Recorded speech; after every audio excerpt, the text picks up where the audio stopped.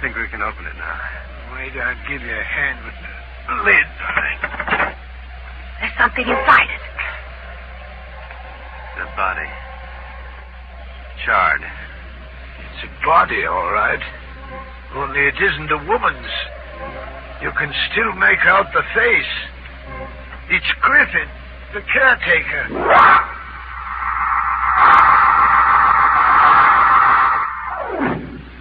Dr. Norton, I am so glad that you've gotten here. I came as soon as I could, Mr. Seaton. What's wrong? She's worse, Doctor. Oh? Much worse. Been in her room all day, hiding like a frightened child.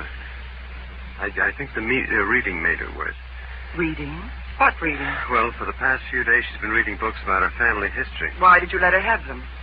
Well, because at first they seemed to quiet her. Since the night we found Mr. Griffin's body in that grave, she's wanted to know more and more about Hester Randolph. Paul. Oh, Sarah. Dr. Norton's here, dear. You've got to warn him, Paul, before it's too late. Warn who, Mrs. Seaton? Judge Foster. He's in danger. Hester will kill him next. What? It's in the records of the court. The magistrate who sentenced Hester to death at the stake was a man named Foster. Now, Mrs. Seaton, you're just upset. Please, believe me. Judge Foster is a direct descendant of that magistrate. Sarah. Hester's dead, dear. The dead can do no harm. Oh, Paul, you don't understand. She's killed one man already, and now she's going to kill another. She swore she'd get that revenge on the magistrate and on the man who was her accuser. Mrs. Seaton, all this took place over 100 years ago. Then what about Mr. Griffin? Well, what do you mean, Sarah? He had the same name, too. According to the record, Hester's accuser was a man named Richard Griffin.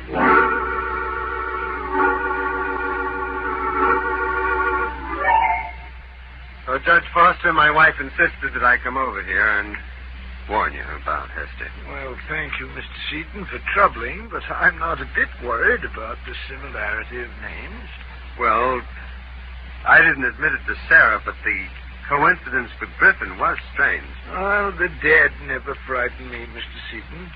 But thank you for coming over. Oh, by the way, can I drive you home? No, thanks. Dr. Norton is waiting for me outside. Good night. Good night, Mr. Seaton.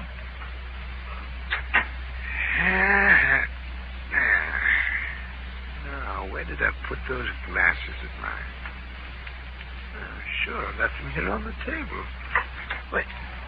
Say, who opened that door? Is that you come back, Mr. Seaton? But confound it, whoever it is, answer me. Who's out there? Who is it? It's me, you rascal of justice. What? Who are you? Your conscience has been dimmed by the evil of your acts. Who am I? Mark you well this torch I light. Now mark you also my God. This black garment I wear and upon which you had impressed the wickedness W. Hester. I, Satan's magistrate, Hester Randolph.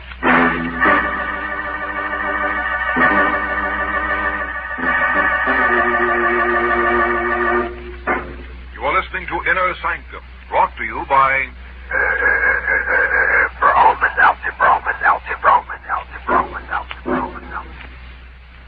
Glad we've got some Broma Seltzer home. More and more people are turning to Bromo Seltzer all the time because it fights headache fast and fights it all three ways. First, it quickly fights the pain of the headache itself. Then it soothes upset stomach and jumpy nerves that may often team up with a headache. That's right, folks. Bromo Seltzer does three jobs fast and pleasantly.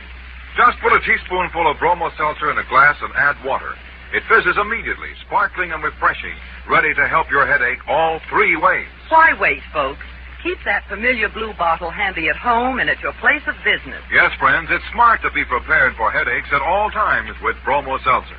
It's on sale at all drugstores. Get a bottle today or tomorrow. Simply ask for... Broma Seltzer, Broma Seltzer, Broma Seltzer, Broma Seltzer, Broma Seltzer.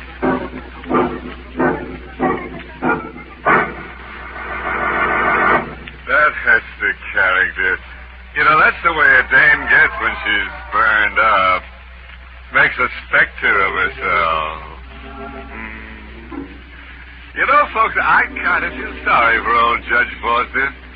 When Hester showed up, the poor guy didn't know which way to turn. To turn away which They should have believed Sarah Seaton. She sure had Hester dead, or rather alive, to ride. Yes, indeed, it's a wise descendant who knows her own forebears. Particularly the grave-minded one. Well, now, let's get back to our flaming fable and see what's cooking for the next stanza. Paul. Paul, wake up. Oh, please, wake up. Oh, Sarah. What's the matter, darling? I've just had a terrible dream. I'm afraid. No, dear. I dreamt that Judge Foster was killed tonight. By Hester. You did warn Judge Foster, didn't you, Paul? Yes, of course, Sarah. Where are you going, dear? I'm getting dressed. I'm going down to tell the judge myself. You are staying here. Oh, please, No. please let me go. It means the man's life. You heard what Dr. Norton said, dear. Under no circumstances are you to leave the house. You're to talk to no one. Why am I being kept here like a prisoner? Why don't you let me speak to... Oh, what was that? Sounded like a door banging in the wind. Yes. There it is again. In the rear of the house. Didn't you lock that back door? Mm-hmm. I'm sure I did. I'd better see what happened. Wait, I'm going with you. I'd better turn on a light here in the kitchen. No, you won't have to. I can see. It's the door, all right. Guess I must have forgotten to spring the latch stand. Paul! Sarah, what's the matter? Out there. By the trees at the end of the lawn. I thought I saw a figure. All right, you stay here, dear. I'll be right back. No one out here, Sarah. You sure? Positive. Probably just a shadow. Paul! There's someone right here! Sarah! Sarah! What happened? Sarah? Where are you? Sarah!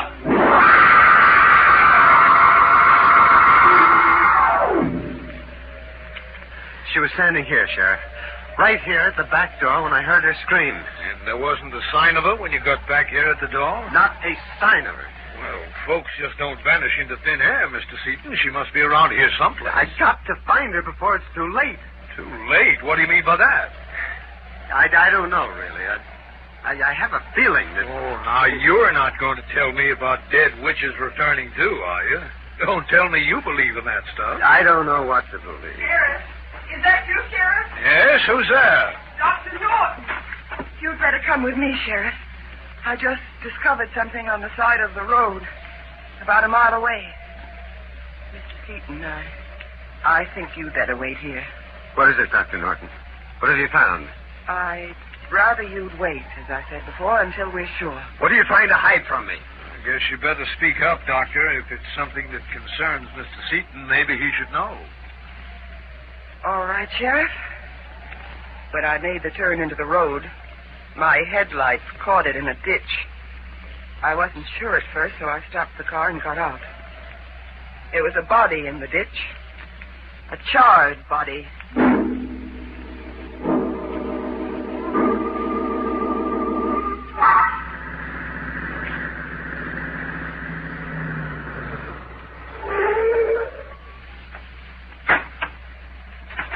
This way, Sheriff. Over here to the right. Where is she? Easy now, Mr. Seaton. Right here, Sheriff. Now, wait, I'll switch on the flashlight. There. Sarah. What? Just a moment, Mr. Seaton. Dr. Norton has made a mistake. What? This corpse isn't your wife. I can tell by that ring. It's the ring that Judge Foster always wore.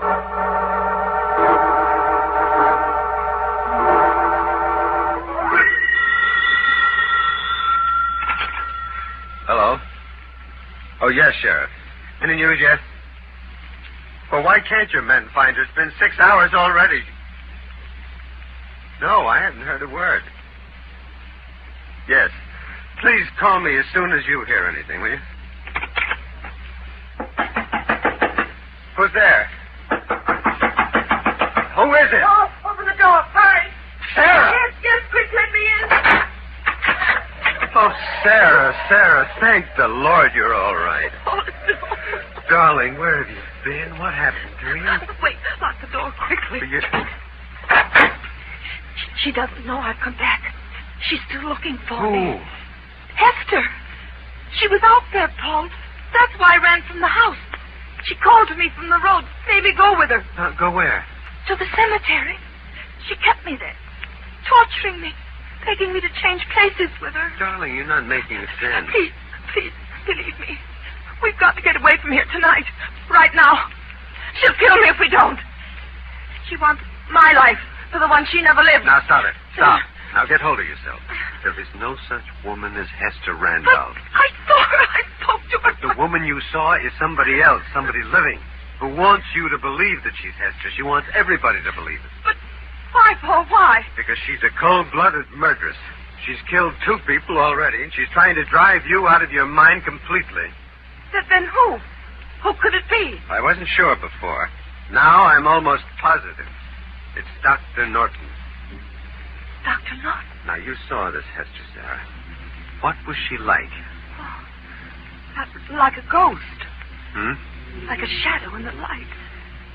You can see her face, and yet you can see through it.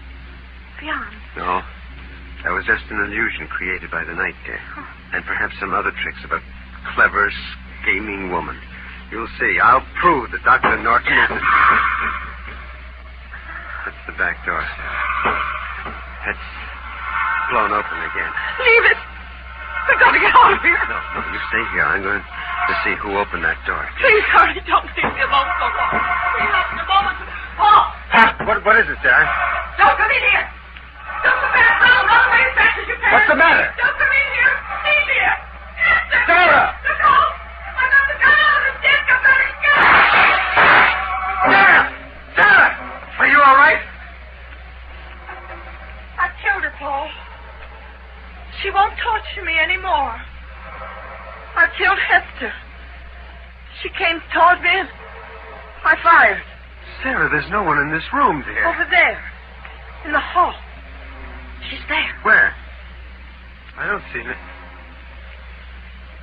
Good Lord, you've broken the mirror. What?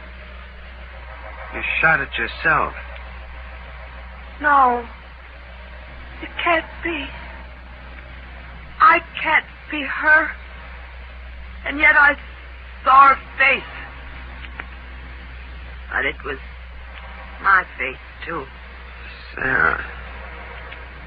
It was you. You all the time. I am Hester, fair gentleman. It is warming to have such a friend as you to stand beside me in this mockery of justice. Oh, Sarah. Run. Run as fast as you can, Paul. I was wrong. I haven't killed her. Run. Sarah, I've got to help you. I've got to explain to you that you... But I'm not Sarah. Not anymore. Can't you see who I am? Can't you see who's taken my place? Sarah, listen to me. I love you. Please come back to me. Sarah's gone. Now I can live the years they took from me. Sarah. See in my hand this pistol. He will bid it, I say. He will come with me.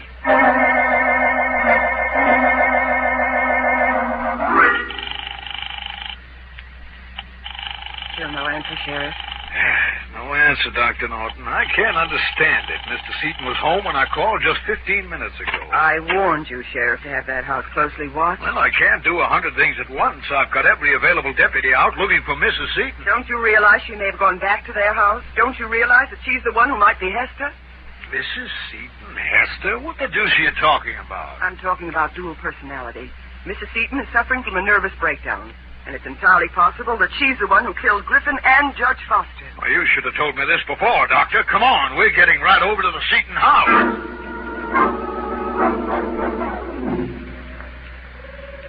Here, Paul. They buried Hester's body here. Dishonored and unnamed. But, Paul, they believe in my innocence. Yes, Sarah. We better go back, dear. Back? Yes, to the house. Very cold here. It's cold everywhere, Paul. I feel the chill of death coming in me. You and I are going back. Back through time. To an age where no one can harm us. This torch, I hold. It will free us forever. No, wait. Now, Sarah, please, listen. Now, try to understand, dear. Ease your mind. The flames will be of no pain. I know. Because I've been through such a death before. No. Now, Sarah, wait.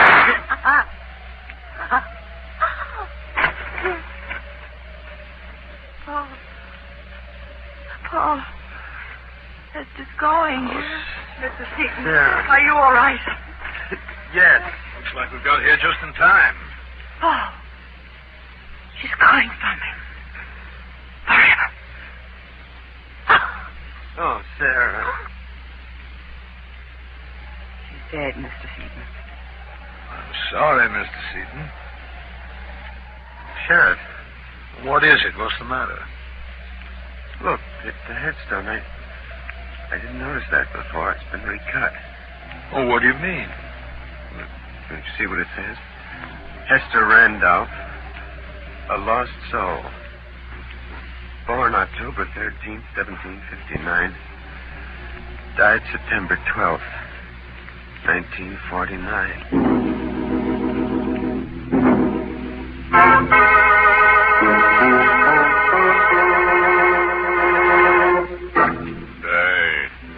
Have you had your personality split lately? You see what happens when a dame gets her dates mixed up? Poor Hester. She didn't know whether she was coming or going to the grave. Now, look, if you should be in an old New England cemetery some night and one of the headstones should move, don't be frightened. It's probably just Hester coming up for a hot date again. Oh, by the way, there's no parting moral attached to tonight's tale. I'll just leave you with your own thoughts. As horrible as I hope they are.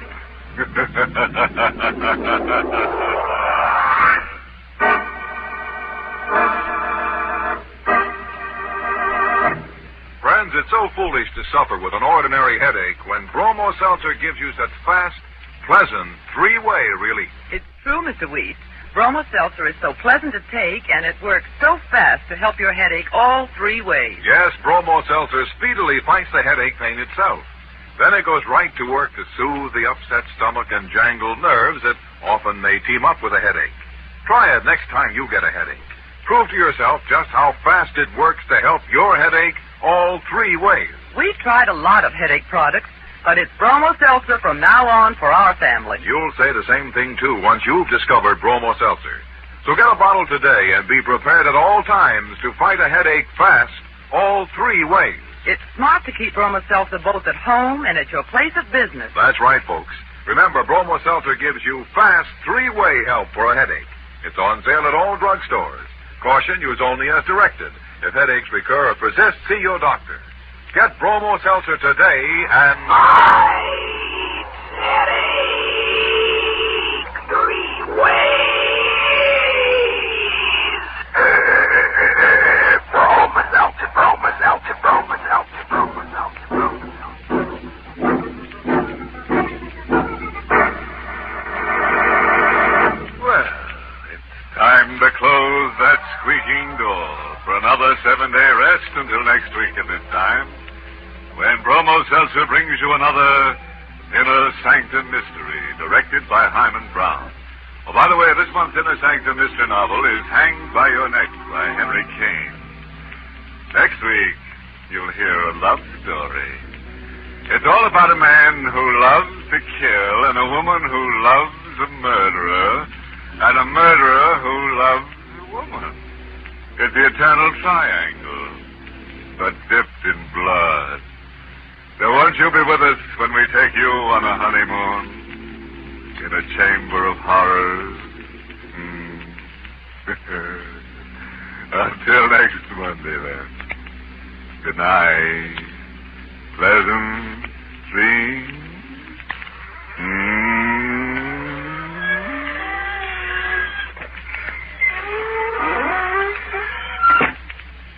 is Dwight Weist inviting you to tune in again next Monday at the same time to Inner Sanctum, which is brought to you for your entertainment every Monday by... This is CBS, the Columbia Broadcasting System.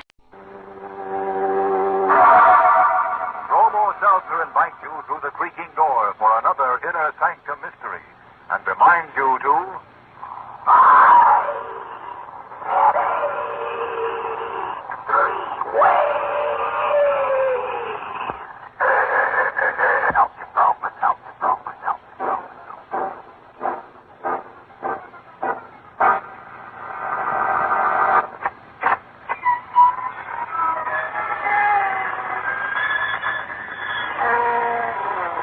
Good evening, friends. This is your host to welcome you through the creaking door into the inner sanctum. Come in, Martha. I'd like you to meet some new guests we've just dug up. Now, that peculiar cadaver standing off the corner by himself has a serious case of claustrophobia. Poor stiff, he just can't stand shrouds. Now, this fellow to your right was a mountain climber in life. He took his wife on an alpine hike, and while they were going up an icy slope, he cut the rope that held them together. Said he just couldn't stand being tied to one woman. And now, meet our most forgettable character, Wild-Eyed Willie. One day, Willie's ugly wife bit him. So, in anger, he buried her in the backyard. 6 months later, his homely mate came up as a dogwood tree to haunt him. Now, according to Willie, her bark is much worse than her bite.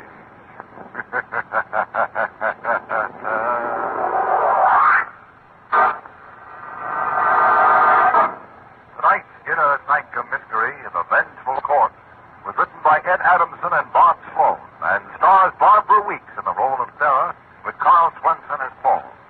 Inner Sanctum is presented by the Emerson Drug Company of Baltimore, Maryland, makers of Bromo Seltzer.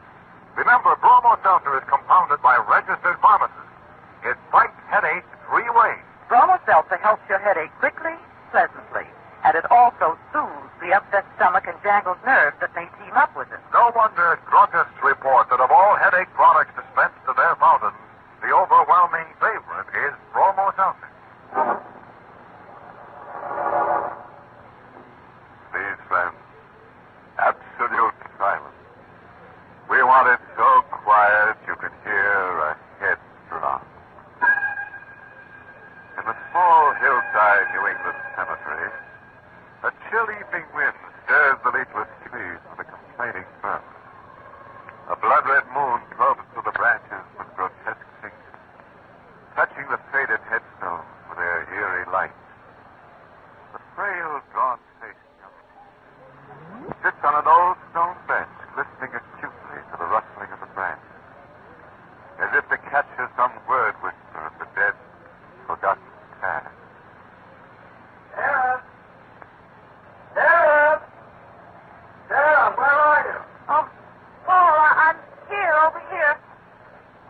Sarah, there's nothing all over for you. What are you doing out here, anyway? It's cold out here. What? The wind. There was a voice on the wind, and it called me to come out here. That's just in your mind, darling. No voice calling you. Yes, Paul, it did. I recognized the voice. You recognized it? Then whose voice was it, dear? It was old, and tired, and sort of cracked. And yet I could recognize it as my own voice. You heard your own voice? Yes, Paul. And it was strongest right here where I'm sitting now, among my family graves. Hello, Paul, I thought. Hello! It's just Mr. Griffin, the caretaker. I asked him to help me look for her. Oh, well, I see you found your wife all right, eh, Mr. Seaton? Yes, I found her, Mr. Griffin. I thought I saw Mrs. Seaton come to the graveyard here earlier. I didn't expect she'd still be... Well, what's wrong? What's the matter, Mr. Griffin? Just that I get sort of a funny kind of feeling every time I pass this Yesteryear. What do you mean? What are you talking about? That grave, that one there, the one right next to you. Why? What's the matter with it? Well, ain't you noticed there's only one name on the headstone? The first name, Hester. That's strange. My family name is Randolph. Wasn't this woman a Randolph? Oh, you don't know the story? What story are you talking about? The kin who buried this Hester woman didn't think she deserved the family name, so they left it off the headstone. Why? Why didn't they give Hester her full name? Because they didn't want anybody to know who she was, I guess. You see, Hester was burned at the stake for witchcraft. Witchcraft? That's what they say. Mr. Griffin, my wife is an ill woman as it is. Let him go on, Paul. No, but Sarah... What else, Mr. Griffin? Well, that's all, Mrs. Seaton, except that Hester claimed at the stake that they were burning an innocent woman. She could be heard shouting it as the flames licked around her. She threatened with her last breath to get even someday. How could she get even? I don't know, but according to the story I heard, Hester said that this here town owed her the years of her life that they took away. Well, now, this is completely ridiculous. It's only a Mr. legend. Griffin, tell me, how many years ago did all this happen? Well, it's right here on the headstone, you see. Hester, a lost soul, born October 13th, 1759. Died... Good heavens. What's wrong? Look, Mrs. Seaton. The date of Hester's death. It's worn away.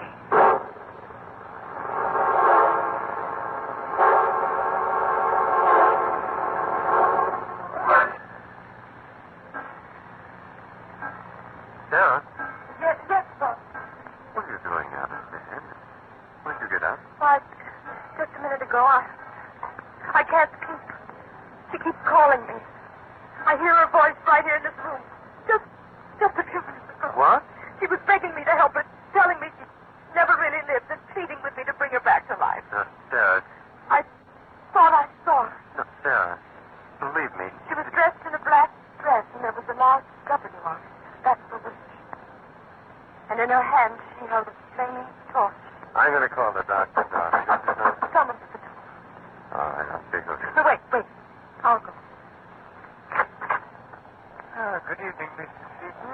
Why, Judge Foster? I hope I didn't awaken you folks. I saw a light in the windows. Oh, that's all right, Judge. Come right in. Thank you.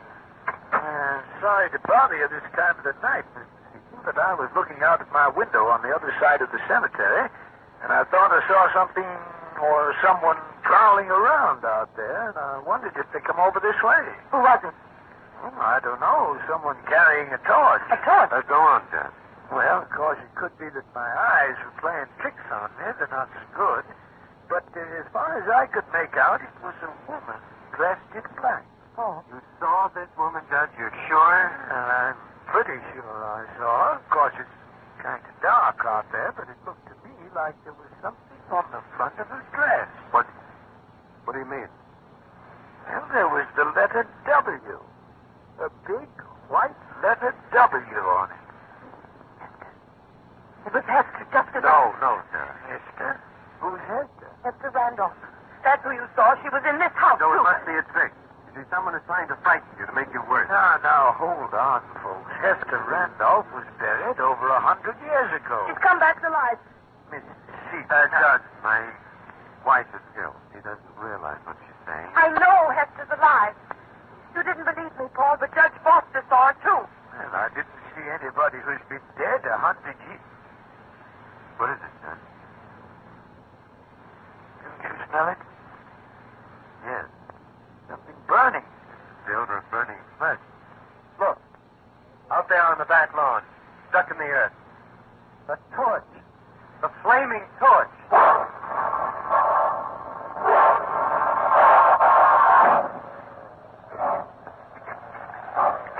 Sarah, I tell you, it's useless to have me dig up this grave. I've got to know, Paul. It's the only way I'll be sure. Now, careful, Mr. Seaton. You're just about deep enough for the coffin now. If it's still there. Judge, I don't know how you can think of a thing like this. Well, Mr. Seaton, you see, I want to be sure, too. But it's ridiculous. You've struck wood with the shovel. Yes, it's the coffin, all right.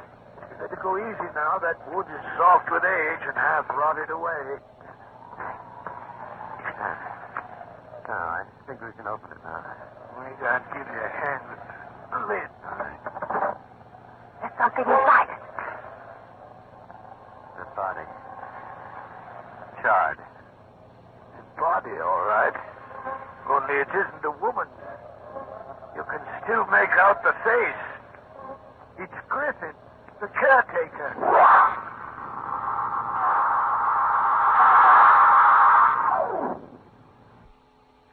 Dr. Norton, I am so glad that you've gotten here. I came as soon as I could, Mr. Seaton. What's wrong? She's worse, Doctor. Much worse. Been in her room all day, hiding like a frightened child.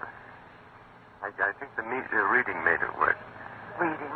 What reading? Well, for the past few days, she's been reading books about her family history. Why did you let her have them? Well, because at first they seemed to quiet her. It's grave. She's wanted to know more and more about Hester Randolph. Oh, Sarah. Dr. Norton's here, dear. You've got to warn him, Paul, before it's too late. Warn whom, Mrs. Seaton? Judge Foster. He's in danger. Hester will kill him next. What? It's in the records of the court. The magistrate who sentenced Hester to death at the stake was a man named Foster. Now, Mrs. Seaton, you're just upset. Please, believe me. Judge Foster is a direct descendant of that magistrate. Sarah. Hester's dead, dear. The dead can do no harm. She's killed one man already, and now she's going to kill another. She swore she'd get that revenge on the magistrate and on the man who was her accuser. Seaton, all this took place over 100 years ago. Then what about Mr. Griffin? Well, what do you mean, Sarah? He had the same name, too. According to the record, Hester's accuser was a man named Richard Griffin.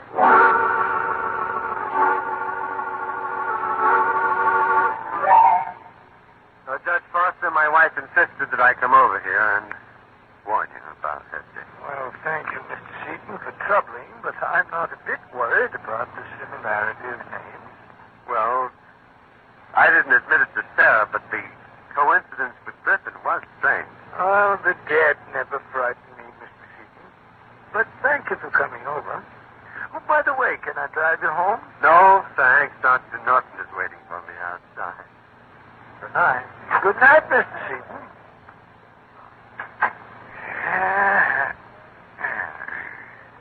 Now, where did I put those glasses of mine? Sure, left them here on the table. Wait. Hey, who opened that door? Is that you come back, Mr. Seaton? But confound it, whoever it is, answer me. Who's out there? Who is it? What?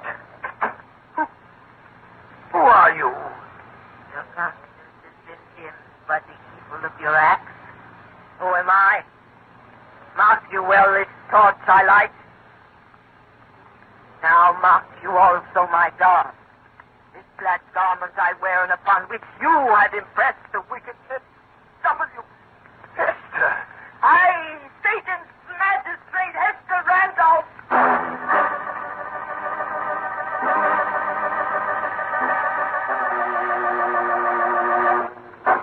You're listening to Inner Sanctum, brought to you by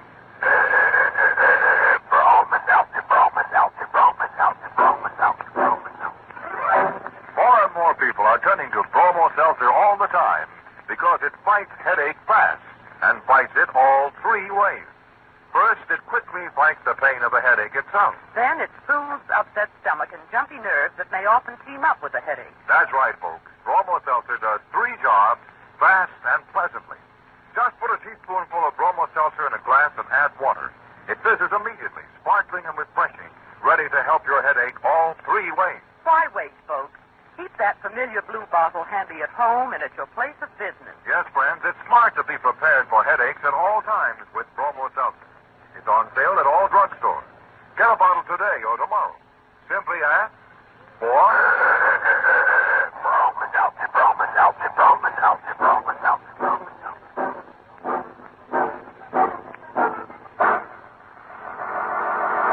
That Hester character. You know, that's the way a dame gets when she's burned up. Makes a specter of herself. You know, folks, I kind of feel sorry for old Judge Foster.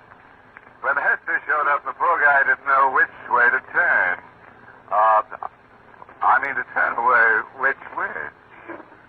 They should have believed Sarah Seaton. She sure had Hester dead, or rather alive, to ride. Yes, indeed, it's a wise descendant who knows her own forebears. Particularly the grave-minded one. Well, now, let's get back to our flaming fable. See what's cooking for the next stanza. Paul, wake up. Oh, please, wake up. Oh, Sarah. What's the matter, darling? I just had a terrible dream. I'm afraid. No. I dreamt that Judge Foster was killed tonight by Hester. You did warn Judge Foster, didn't you, Paul? Yes, of course, Sarah. Where are you going, dear? I'm getting dressed. I'm going down to tell the judge myself. You are staying here. Oh, please. No. Let me go. It means the man's life. You heard what Dr. Norton said, dear. Under no circumstances are you to leave the house. You're to talk to no one. Why am I being kept here like a prisoner? Why don't you let me speak to... Oh, what was that? Sounded like a door banging in the wind. Yes. There it is again. In the rear of the house. Didn't you lock that back door? I'm sure I did. I'd better see what happens. Wait, I'm going with you. I'd better turn on the light here in the kitchen. No, you won't have to. I can see. It's the door, all right. Guess I must have forgotten to spring the lights back. Paul! No. Up there. By the trees at the end of the lawn. I thought I saw a figure. All right, you sit here, dear. I'll be right back. No one out here, Sarah. Positive. Probably just a shadow. Paul! There's someone right here! Sarah! Sarah! What happened? Sarah? Where are you? Sarah!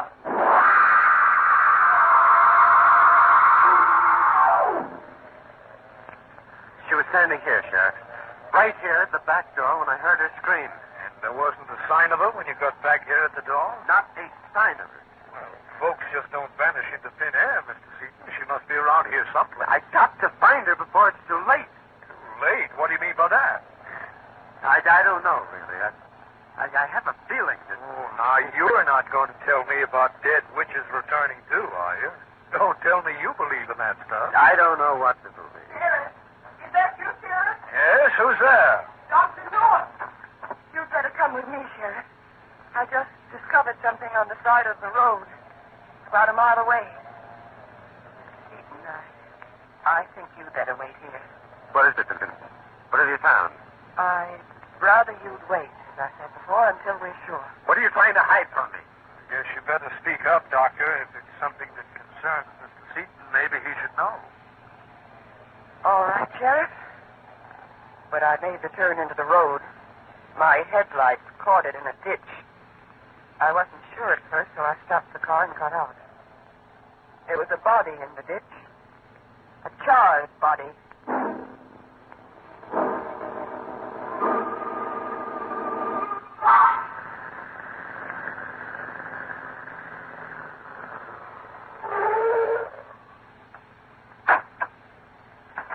This way, Sheriff. Over here to the right. Where is she? Easy now, Mr. Seaton. Right here, Sheriff. Wait, I'll switch on the flashlight. There. Just a moment, Mr. Seaton. Dr. Norton has made a mistake. What? This corpse isn't your wife. I can tell by that ring. It's the ring that Judge Foster always wore.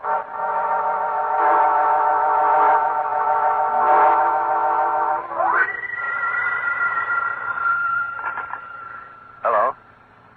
Oh, yes, Sheriff. Any news yet?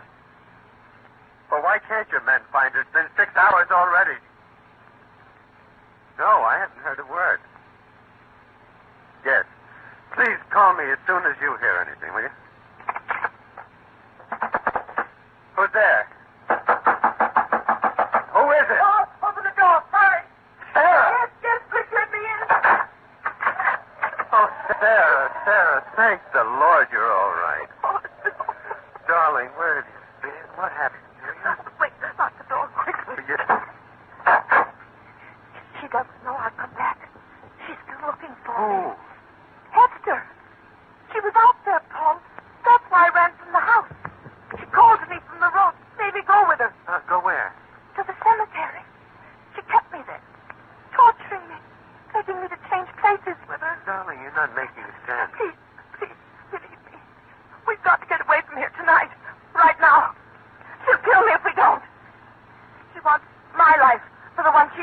now stop it. Stop. Now get hold of yourself. There is no such woman as Hester Randolph. I saw her. I spoke to her. But the woman you saw is somebody else, somebody living, who wants you to believe that she's Hester. She wants everybody to believe it. But why, Paul? Why? Because she's a cold-blooded murderess. She's killed 2 people already, and she's trying to drive you out of your mind completely. But then who? Who could it be? I wasn't sure before. Now I'm almost positive. It's Dr. Norton. Dr. Norton. Now, you saw this Hester, Sarah. What was she like? Like a ghost. Hmm? Like a shadow in the light. You can see her face, and yet you can see through it. Beyond. No. That was just an illusion created by the night there. And perhaps some other tricks of a clever, scheming woman. You'll see. I'll prove that Dr. Norton is... That's the back door. That's blown open again. Leave it. We've got to get out of here. No, you stay here. I'm going to see who opened that door. Please hurry. Don't leave me alone so long. Not for a moment. Paul! What is it, Dad? Don't come in here. Don't come back. Don't run away as fast as you can. What's the matter? Don't come in here. Leave here. Yes, sir. Sarah! Look out. I'm not the guy out of the stick. I'm not a gun. Sarah! Sarah! Are you all right? I've killed her, Paul. She won't torture me anymore. I killed Hester. She came toward me. I fired. Sarah, there's no one in this room, dear. Over there. In the hall. She's there. Where? I don't see her. Good Lord, you've broken the mirror. What? You shot it yourself. No. It can't be.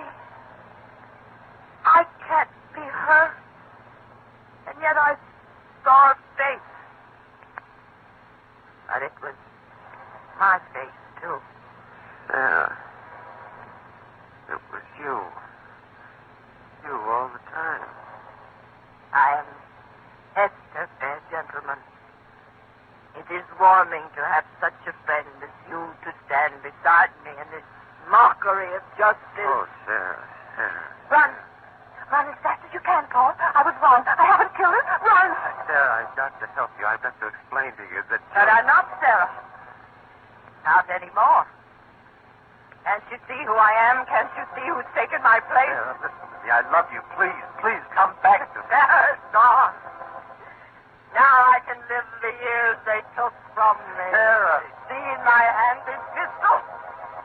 He will bid it, I say. He will come with me.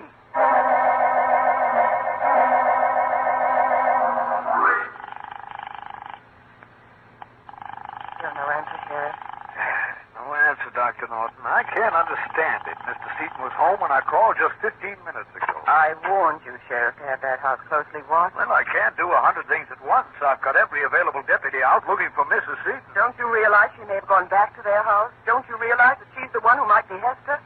Mrs. Seaton, Hester? What the deuce are you talking about? I'm talking about dual personality.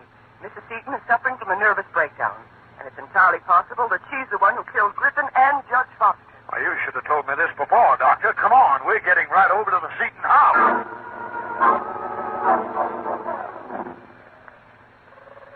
Here, Paul. They buried Hester's body here. Dishonored and unnamed. But, Paul, you believe in my innocence. Yes, Sarah. We better go back here. Back? Just to the house. It's very cold here. It's cold everywhere, Paul. I feel the chill of death come near me. You and I are going back. Back through time to an age where no one can harm us. It's torch, I hope. To free us forever. No, wait. Now, Sarah, please, listen. Now, try to understand, Sarah. In your mind, the flames will be of no pain. I know. Because I've been through such a death before. No. Now, Sarah, wait.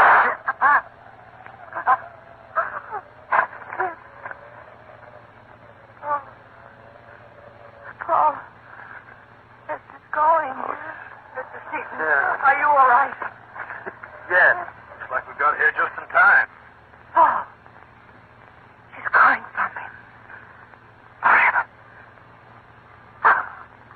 Sarah. Dead, Mr. Seaton. I'm sorry, Mr. Seaton. Sheriff, What is it? What's the matter? look, the headstone. I didn't notice that before. It's been recut. Oh, what do you mean? Don't you see what it says? Hester Randolph, a lost soul. Born October 13th, 1759. Died September 12th, 1949.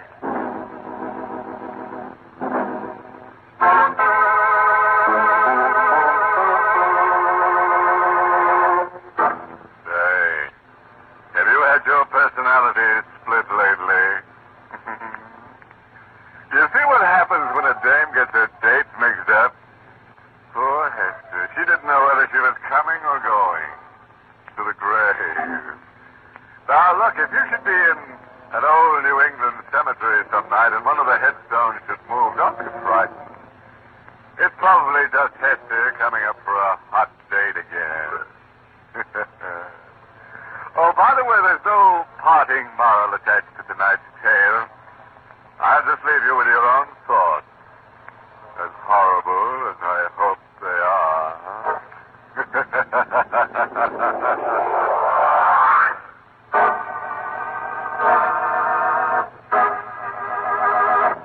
Friends, it's so foolish to suffer with an ordinary headache when Bromo Seltzer gives you such fast, pleasant, three-way relief. It's true, Mr. Weed.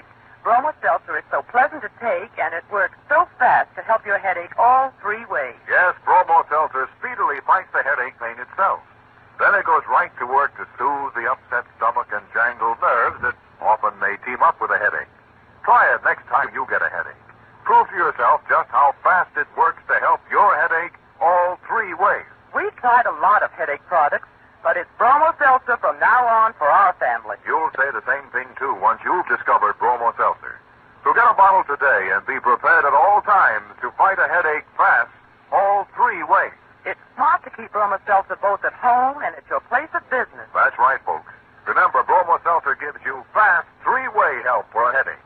It's on sale at all drugstores. Caution, use only as directed. If headaches recur or persist, see your doctor. Get Bromo Seltzer today and...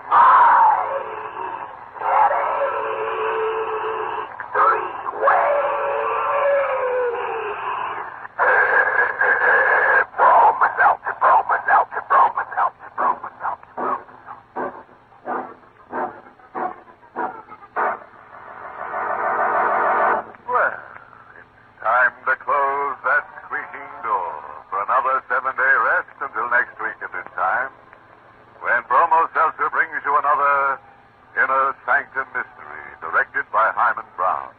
Oh, by the way, this month's Inner Sanctum Mystery novel is Hanged by Your Neck by Henry Kane.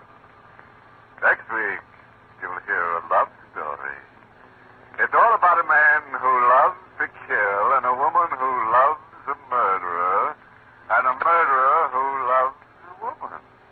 It's the eternal triangle, but dipped in blood. So won't you be with us when we take you on a honeymoon in a chamber of horrors? Until next Monday, then. Good night.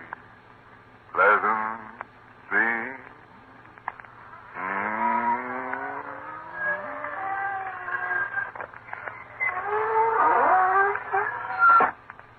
This is Dwight Weist inviting you to tune in again next Monday at the same time to Inner Sanctum, which is brought to you for your entertainment every Monday by...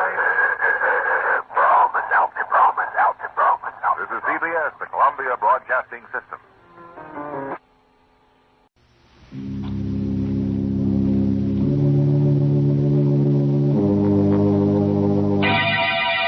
Lipton Tea and Lipton Soup present Inner Sanctum Mysteries.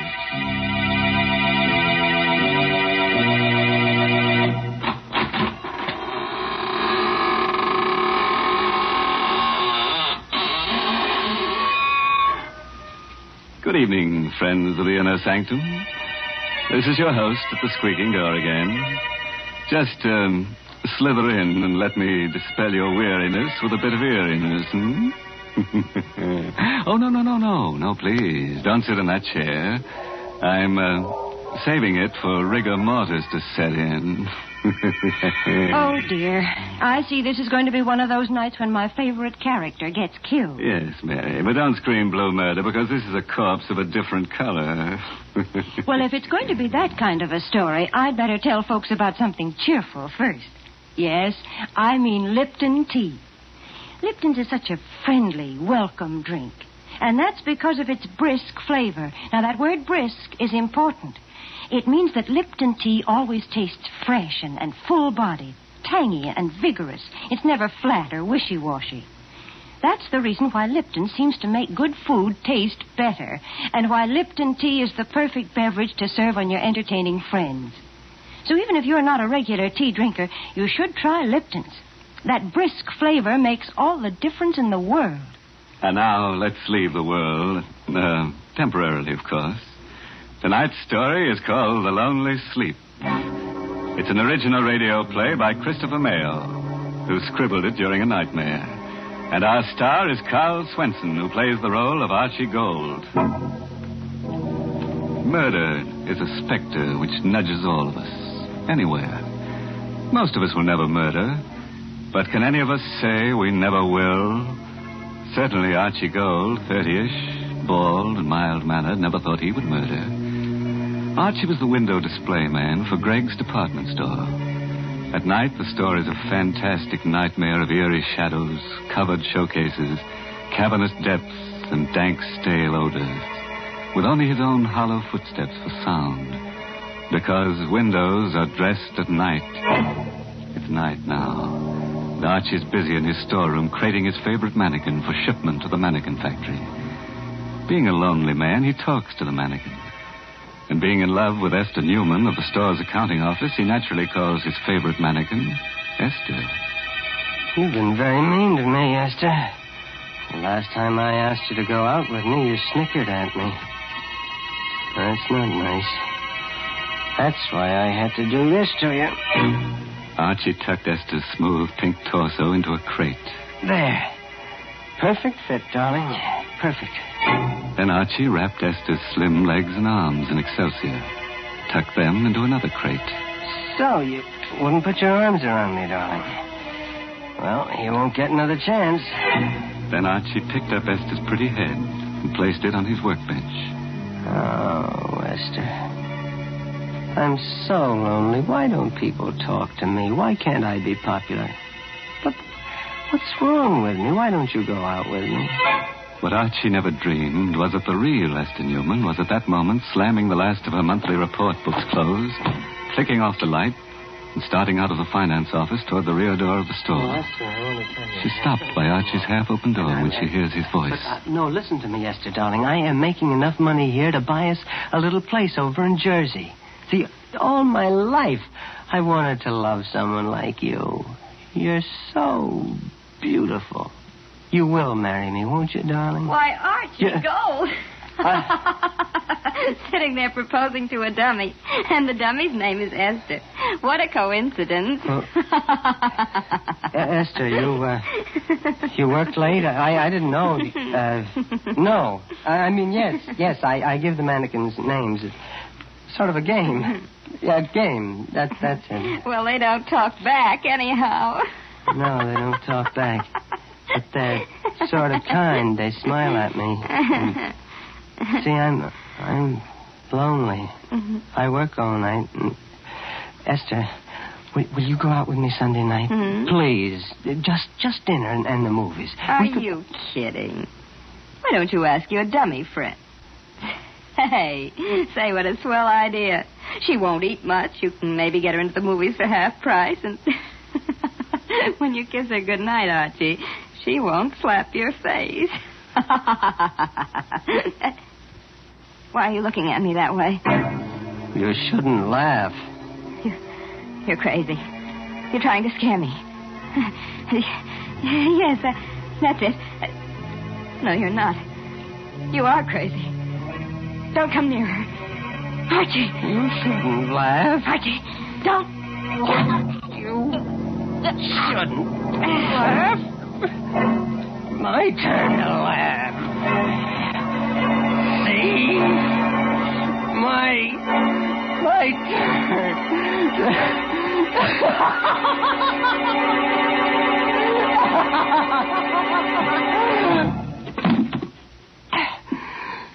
You shouldn't laugh. People shouldn't laugh when you're lonely. You see, the specter of murder had nudged Archie, and he's obeyed. This was no mannequin at his feet. This was a woman, warm and beautiful and dead. Then, being scared and lonelier than ever, Archie talked to his mannequins again. This time to Frank, painted and rouged and handsome in Greg's bargain $29.50 tweed suit. You heard her laughing at me, Frank. I just couldn't stand her laughing at me again. See, look at her, Frank. You'd think she was asleep. Her neck's broken. See, what am I going to do with her? I gotta think. Gotta hide her. Gotta dress the front window, too. The window. Sale of cozy kitten mattresses starts tomorrow. It's a big sale. Sleep on a cozy kitten. I've got it, Frank. The window. I've put her in the window. On a cozy kitten mattress, and nobody will know. And then tomorrow night, So Archie used some pancake makeup, bringing life to Esther's sallowing cheeks and purple lips. He placed her dead weight on a hard truck. He rolled her to the lighted window. An hour later, Esther's corpse, covered with gleaming white sheets and sleazy satin quilts, smiled in peaceful bliss at the empty street. Archie found his work well done. Nothing more to do now. Just wait. I'll go home. And wait. That's a good window. You look very pretty in bed, Esther. I've been watching you, young fella. Saw you do the whole thing. What's the matter? I scare you? No, officer. I didn't know. Yeah, I've been in the doorway across the street watching you. A lot of work to making up one of them windows, ain't there? Yeah. You saw me do the whole window, you mean? Uh-huh. Saw you put the mattresses in, make the bed, put the signs in, then fix the lights. Then you put the girl in the bed and fix her face up. Hey, it's a nice job. Yeah. Say, you look bad, son. Yeah. Anything wrong? You sick? Huh? No. I'm just tired. All through for the night? Yeah, I'm all through. Good night, officer. Good night, young fella, and don't worry about your girlfriend. I'll keep an eye on her every night.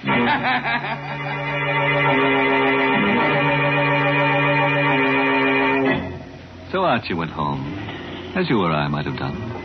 And because he'd been too busy setting his little post-mortem stage, the impact of his crime began to seep through only as he neared his rooming house.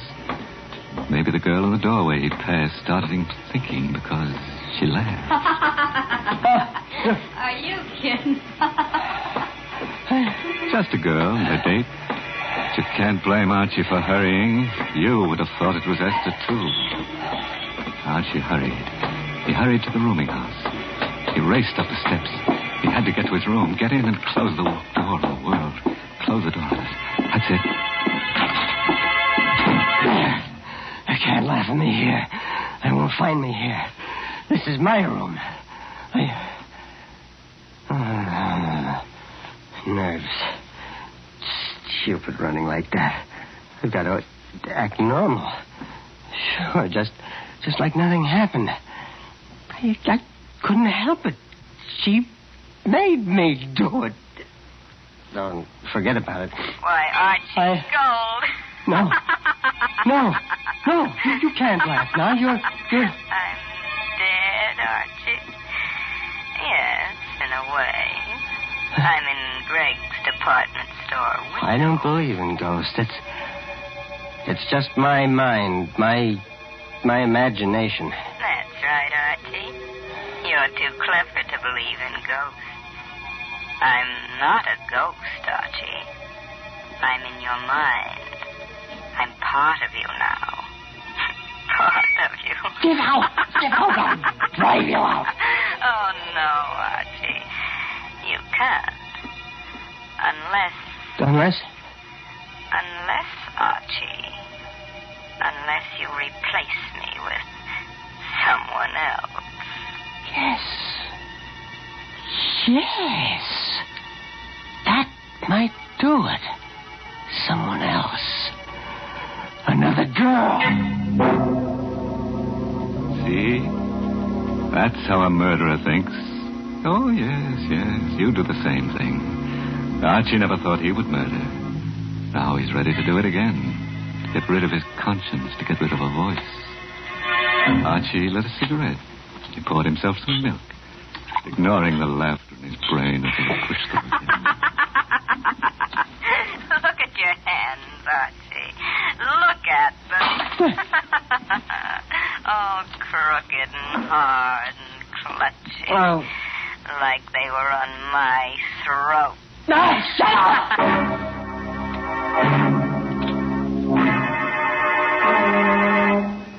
Archie threw himself on the bed and jammed the pillow against his ears and fell into a dream worse than reality. Hello?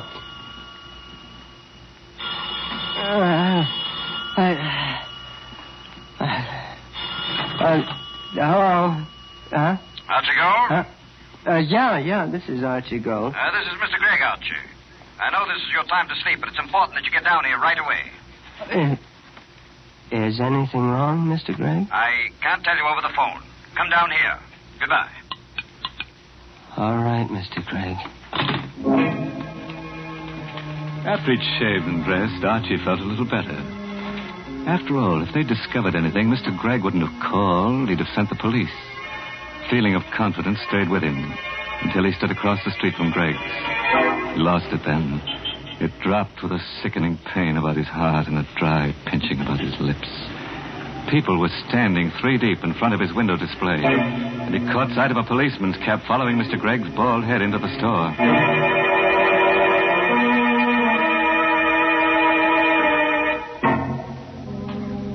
Well, were you thinking of going window shopping tomorrow? Want to be popular? Have lots of people crowding about you on the sidewalk side of a plate glass window. Want to be a mannequin? Look up Archie Gold. He's the mannequin doer. Well, all I can say is I'm glad that murderer is about to be caught. Why, Mary, don't talk that way. It was really kind of Archie to put her on the mattress. She was so sleepy. In fact, she was dead to the world. Yes, the one to feel sorry for is Archie. Why, the poor fellow's shivering. Why don't you make him a cup of Lipton tea? Lipton's is too good for him. And besides, he's probably too scared to taste the difference between Lipton's and ordinary teas. Yes, folks, Lipton tea is different. In the language of tea experts, Lipton's has a brisk flavor. And when they use that word brisk, B-R-I-S-K, they mean that Lipton tea tastes tangy and spirited, really full-bodied. It's never flat or weak. So get acquainted with that brisk flavor. Or you just don't know how good tea can be till you know how good Lipton's is. Well, let's see how good Archie's alibi is. Remember Archie, the lonely little man who dresses Gregg's department store windows at night? Just couldn't stand being spurned by Esther Newman any longer. She laughed at him when he asked for a date, and now Esther is a lifeless mannequin advertising the restful qualities of cozy kitten mattresses in the window display. And Archie enters the store to see what's in store for him. Mr. Gregg, I'm, Archie Gold, come in. Close the door. Sit down. My boy, you know Miss Newman in our bookkeeping department? Yes, sir. I knew her, but I'd like a chance. You're going to get a chance, my boy. Before leaving on a week's vacation, Miss Newman completed our annual report. Miss Newman is on vacation? Yes. Which isn't important. The report shows we sold 16 cozy kitten mattresses in 1 year. Well, that's not many, is it, sir? It's terrible. We were stuck with 1,500 of them. Just a minute now. Jenkins. Yes, Mr. Gregg? How many mattresses have you sold now? 802, sir. You hear that, Gold? Yes, sir. 802 mattresses in a couple of hours. And your window display did that. My boy, You're a genius. Mr. Gregg, No. I know just what you're going to say. Any man who has the imagination to put a woman dummy asleep in a window, and such a dummy, so peaceful. How much are we paying you, Archie? It's $36.47 a week, sir. Starting today, it's $72.94. And a private office, and you're the head window display manager of my 3 stores. Ha! Stunned you, huh? Everything I've always wanted. What's more, I've had pictures taken of that window with the crowds, and the paper promised to run it in tonight's edition. With your name. Good? Yes, sir. I want you to know, sir, I appreciate it. Oh, nonsense. Gregg knows a bargain. So I'll go home to bed again, or take tonight off. Oh, no. I have work to do. Got more good ideas? Good. Mr. Gregg. Yes, my boy. If the mattresses are selling so well, we won't need the display. I can take it out tomorrow. Oh, nonsense. Don't touch it. We'll run this sale for 2 weeks. I just ordered 1,500 more mattresses. Success and popularity was sweet to Archie's taste. But Archie knew a corpse, no matter how beautiful, cannot survive the sun beating through glass for long. And Archie knew that. It was a wretched rainy night. Gregg's department store had long since closed its doors. The night belonged again to Archie. Now he had a nasty job to do. He drew the curtains across the big window. At least the officer was watching again. Esther was just a mannequin now, a mannequin of flesh and bones, but a mannequin. And Archie spoke to his mannequins. You've had a hard day, Esther, darling, haven't you? Well, it's all over now. You never did anything for me alive. Dead, you brought me success. Now I've got to send you away. You're stiff and cold, Esther. And you can't laugh now, can you? Esther couldn't laugh, and Archie opened the crates which contained the mannequin he had originally planned to ship. With a few simple tools and lots of work, he made Esther, the real Esther, conform to his original shipment. A torso, a pair of slim legs and arms, and a head.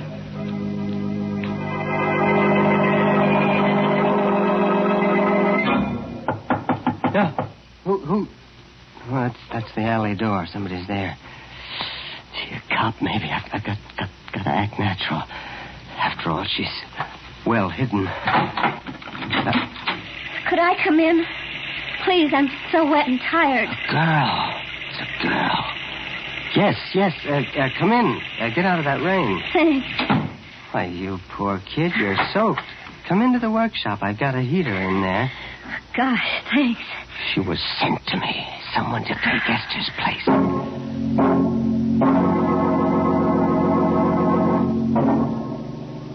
Feel better now? Yeah, lots better. You're very kind. How did you happen to pick this store to knock at? Well, the alley seemed a good place to get out of the wind. It started to rain, and I saw your light. Oh, I see. And you're broke. Yeah. The usual story. I came to town from Philly to get a job. Job was there, all right, but the boss wasn't on the level. Well, don't you have a home? Parents or a husband, I mean? Oh, that's no. a shame. Look, stay right there now. I'll be right back. You're not leaving me, are you? No, I'm going to get a blanket to put across your shoulders. I'll be right back. Of course he'd be right back. Wasn't this just what he needed? Another mannequin to satisfy Esther's voice? It made sense. The second time, it's easier.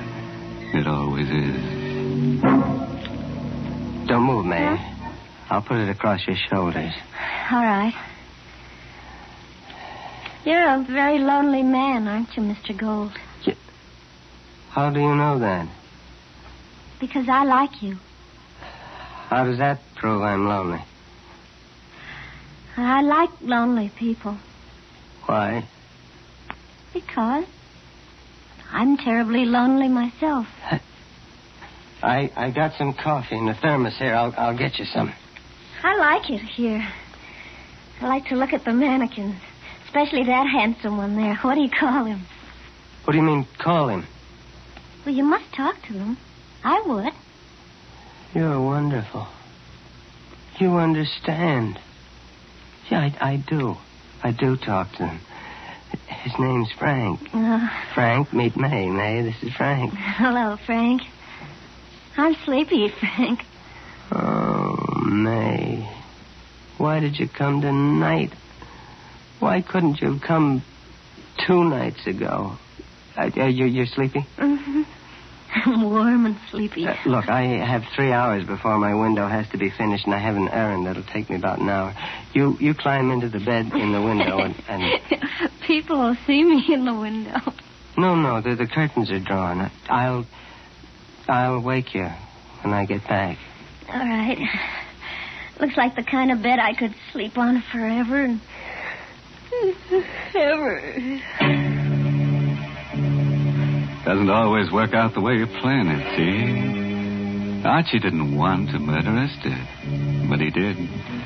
Archie wants to murder May, but he'd rather not. Well, Archie drew the satin quilts over May. She smiled, closed her eyes with a murmured thanks, and was asleep. Archie knew now he loved her, that he must never listen to her speak again. While Archie carried the crates containing Esther's remains into the station wagon in the alley, a little man with a sad, droopy face and a derby hat argued with the night captain of the local police station. I tell you, I know what I'm talking about. I stopped at Greg's window 4 times today. I know a corpse when I see one. Well, I saw that window, too. That's a dummy in that bed. I know a dummy when I see one. I don't doubt that, Captain. You've had more experience with dummies than I have, but I've had more experience with corpses than you have. That's a dead girl in the bed. Now, what makes you so sure? I've been an undertaker for 40 years. My name is Huzak. My establishment is down the block from Greg's store on 10th Street. Okay, we'll check. Now, operator, get me Mr. Gregg. Yeah, Greg's department store. Of course it is home. What else at this hour?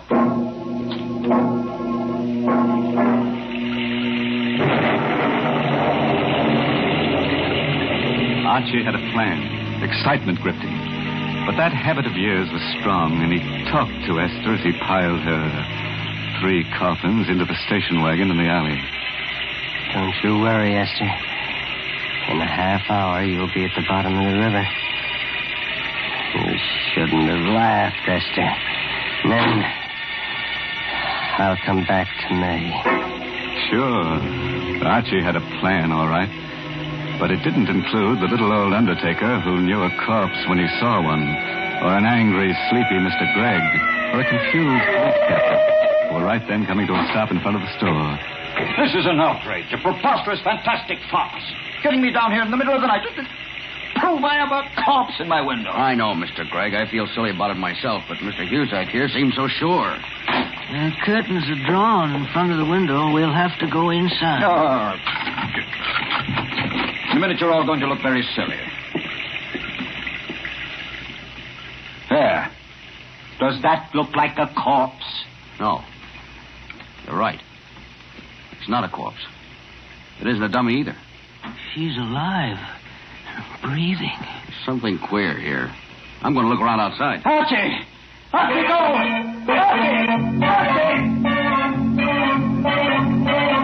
Archie didn't hear himself being paged. But at the entrance of the alley, he saw the police car in front, and he heard the police captain shouting from the sidewalk. That was when Archie decided it was better to be lonely, and lonelier the better. They found out. That's the police. They found out. Hey, you! Wait now. Got to. They won't catch me. They won't. Got the lights red. I gotta go through. Faster. Faster. Why can't it go faster? The truck. Turn right.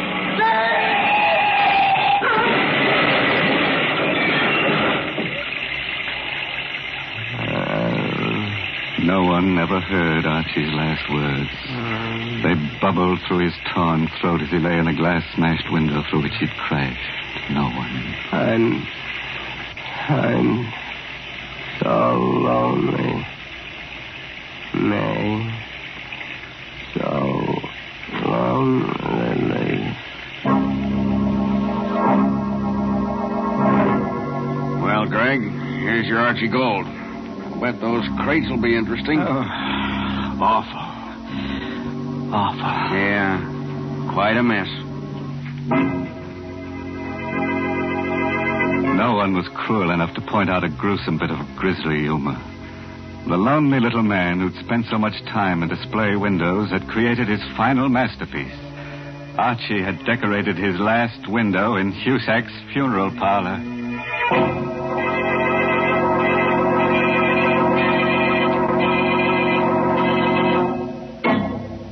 The lesson we learned from tonight's story is that murder doesn't pay. It's a losing business. Murderers are always in the red. And it's strenuous work, too. You're bound to find yourself a little stiff. Mr. Host, I did not like that story. Well, neither did I, Mary. Imagine the Cozy Kitten Mattress Company pulling a smart advertising stunt like that on Lipton's time and for free. Now, that's not what I mean at all. And if you're worried about Lipton's, let me assure you that Lipton's is the largest selling brand of tea in the whole world. That's the kind of popularity that really counts. And, folks, if you'll just once try Lipton tea, I think you'll be convinced, too.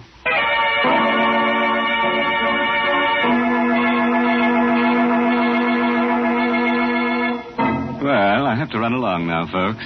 Got some shopping to do in Greg's department store. What? Oh, I know it's late, but, you see, Archie and I shop at night to avoid the shrouds, you know. By the way, this month's Inner Sanctum mystery novel is Puzzle for Wantons by Patrick Quentin.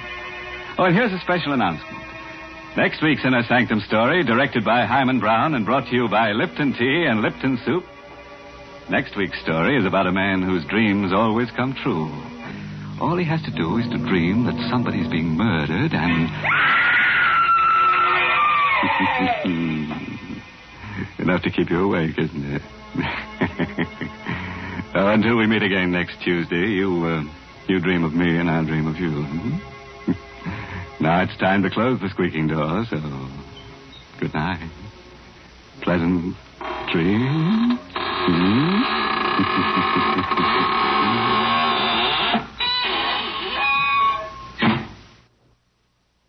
It's National Wheaties Week.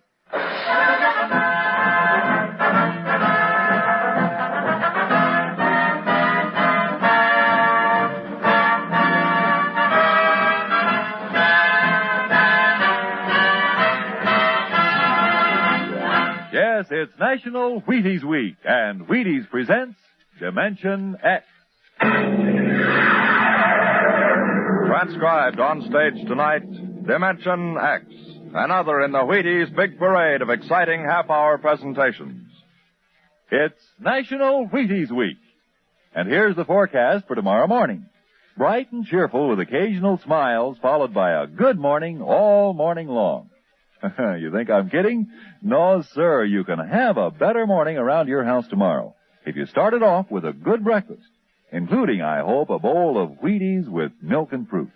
Nourishment? Say, Wheaties have it to give. To you, right here in National Wheaties Week. There's a whole kernel of wheat in every Wheaties flake. Talk about vitamins and minerals and protein. They're yours in Wheaties.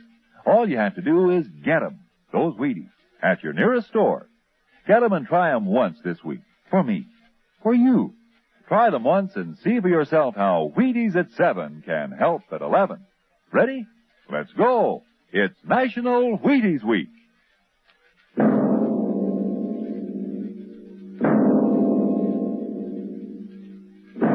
Now, tonight's adventure into the unknown world of the future.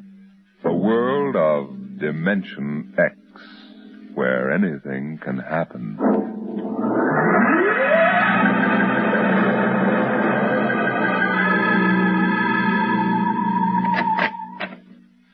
You are Mr. Sid Ryan? The same.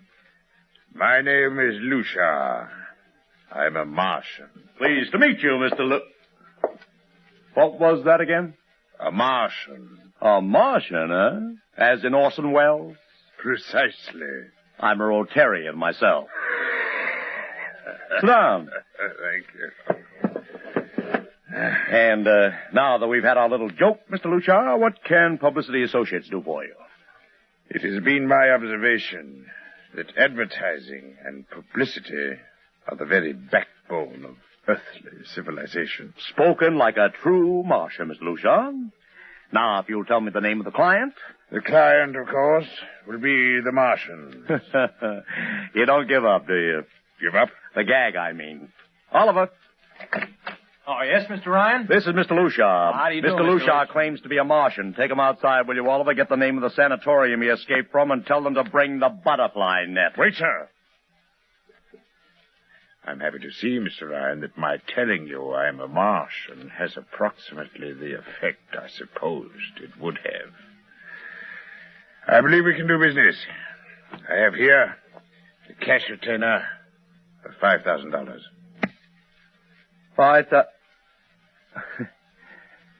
Sit down, Mr. Lucia. Oliver, get the client a cigar. Yes, sir. No, the other box. Thank you. No. Well, now, what can I do for you, sir? I wish you to manage a publicity campaign. A very large, a very important campaign. Is the product established, or is it something brand new? Oh, something quite new. Now, what would you judge to be the most effective type of campaign? Well, if the client has a lot of dough to throw around, a suspense campaign is best. First, you place ads in the paper saying, watch this space. Then, about a week later, you run an ad saying XYZ or PDQ, and you get people guessing what it means. Then, finally, when you've teased them enough, you bust loose and unveil the product. Excellent. Very well, sir. We shall conduct a suspense campaign. Of course, in this kind of campaign, secrecy is very important. Once the name of the product leaks out, it spreads like wildfire, and the whole campaign is kerfloppo. Yes, quite so. Utmost secrecy. That's right. You realize, of course, these things cost like crazy. Would, say, $1 million cover the expense? Come again? I said, would $1 million cover it? Yes, I imagine. You did say $1 million. I understood that you had handled some very large accounts. Of course, if this is too big... Oh, not at all. As a matter of fact, I seldom touch anything less. Right, Oliver? Huh? Oh, of course. That's right, Mr. Ryan. Absolutely right. Good. You will begin, then, by saturating the newspapers, the radio, streetcars, with a very simple statement. What's that? I shall write it for you. The Martians are coming. Say, that's not a bad teaser. Got that, Oliver? Yes, sir. The next ad will read, June 1st is Martian Day. June 1st is Martian Day. What happens on June 1st? The parade takes place. What parade? I wish you to arrange a parade up Fifth Avenue. You mean like the Macy parade? Exactly. Except that the theme will be the world of tomorrow. The Martian world. My client would like it to be a gay affair. Balloons, clowns, pennants, pretty drum majorettes. Say, that sounds terrific. I might be able to interest the department stores in a tie-in. Fine. The parade will climax the campaign. On June 1st, the product will be unveiled. Good enough. By the way, Mr. Lucia, just what is the product? What are we selling? Oh, no, Mr. Ryan. Secrecy, remember. Oh, but after all will be revealed to you in good time, Mr. Ryan. For the moment, let us say we are selling a concept. Concept? Precisely. The concept of invasion from Mars.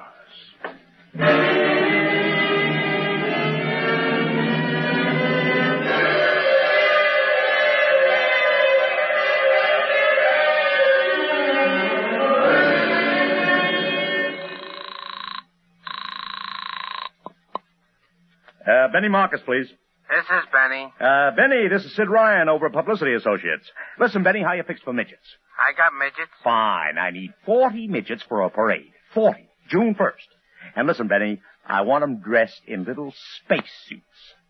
What? You know, like men from Mars, okay?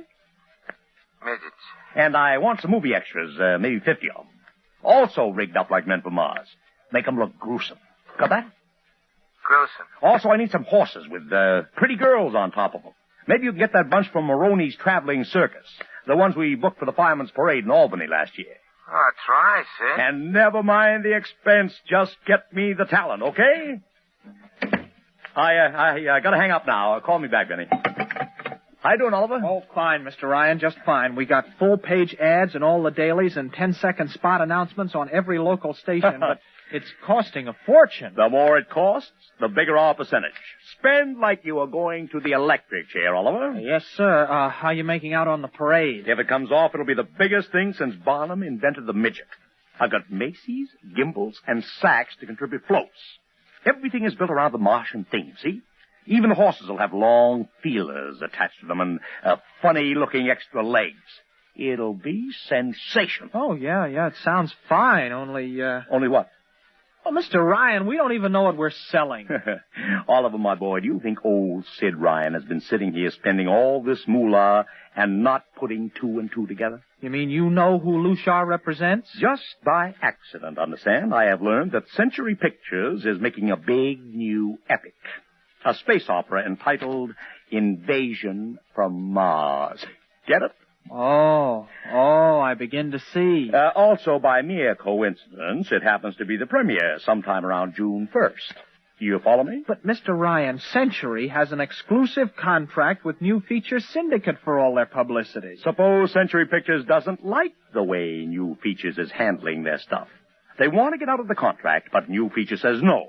So they have to get around the contract. A man named Lucia, client unknown, starts publicizing the Martian invasion. Need I go further? Oh, I get it, Mr. Ryan. Gee, I suppose I should have thought of that. No, Oliver, that's what I like about you. You're so innocent.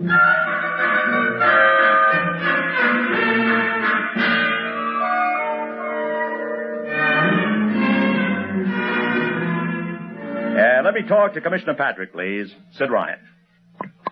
Hello? Commish? Sid Ryan. Oh, it's you. Well, what is it this time? If you want to drop a man off the Empire State Building into a teacup full of water, the answer is no. Also, we are not arresting any fan dancers. You know I don't handle fan dances. I want a permit for a parade, June 1st, 5th Avenue. It's a Sunday. There's no traffic. Oh, come now. Look, Ryan. Macy's gets a permit. Gimbals gets a permit. The American Legion gets a permit. The Sons of Erin march every time Morton Downey sings the Wearing the Green. Don't give me a hard time, Patrick. This is too big. Come on. I have the Fifth Avenue Merchants Association behind me. Okay, Ryan. Fill out the forms. I'll pass them along to the license commissioner. That's my boy. Oh, by the way, what's the occasion? Oh, don't you read the papers, Patrick? June 1st is Martian Day.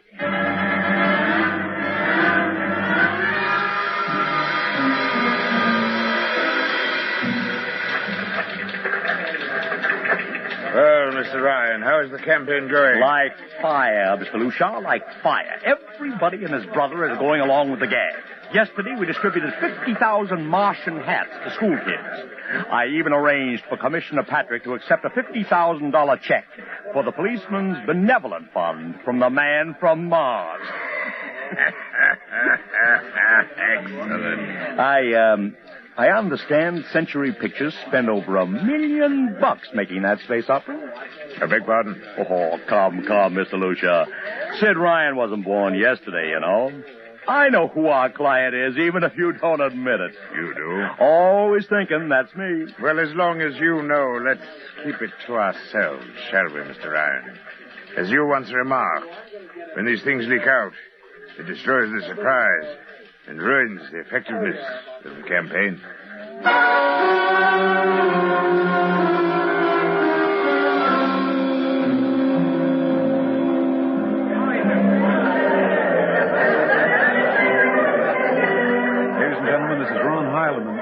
Speaking to you from our portable transmitter atop the reviewing stand for the much-heralded Martian Parade on Fifth Avenue. a beautiful sunlit day here in New York. Perfect day for a parade. And the streets are packed with thousands of spectators, all eager to find out what this is all about. There's an air of shrill expectancy. Helen, over here! Okay, tell them all right. I've just had word from Sol Brown up at Central Park Mall that the Martians have landed from big pink balloons. And while we're waiting here for the arrival of the parade, we brought some people up to our microphone to tell you their reactions to this spectacular affair. What's your name, madam? Miss Ada Shackley. A little louder, please. Miss Ada Shackley. And where are you from, Mrs. Shackley? Columbus, Ohio. I see. And I see you have your family with you. Two little curly-headed boys. Are you in New York for your vacation? Yeah, we came for the Shriners Convention with their daddy. Well, Mama, what do you think of Martian Day, Mrs. Shackley? Well, it all seems very strange to me, but the boys have been pestering me to watch it, so we've been standing here for 2 hours. I can't make head or tail of it. Well, neither can a lot of other people, Mrs. Shackley, but judging by the thousands here already, there's a lot of curiosity. Curiosity killed a cat, folks say. Let's hope not. Thank you, Mrs. Shackley. And now here they come, ladies and gentlemen. The first units of the big Martian parade swinging down Fifth Avenue. Fanfare, colored streamers, music, confetti, floats, all the trappings of a Mardi Gras. Let's listen to the band for a minute.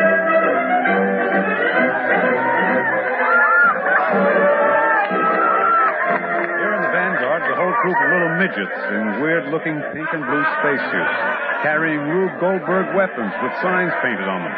I can read one which says Atomic Blaster. Another has a placard reading, We're marching through Georgia.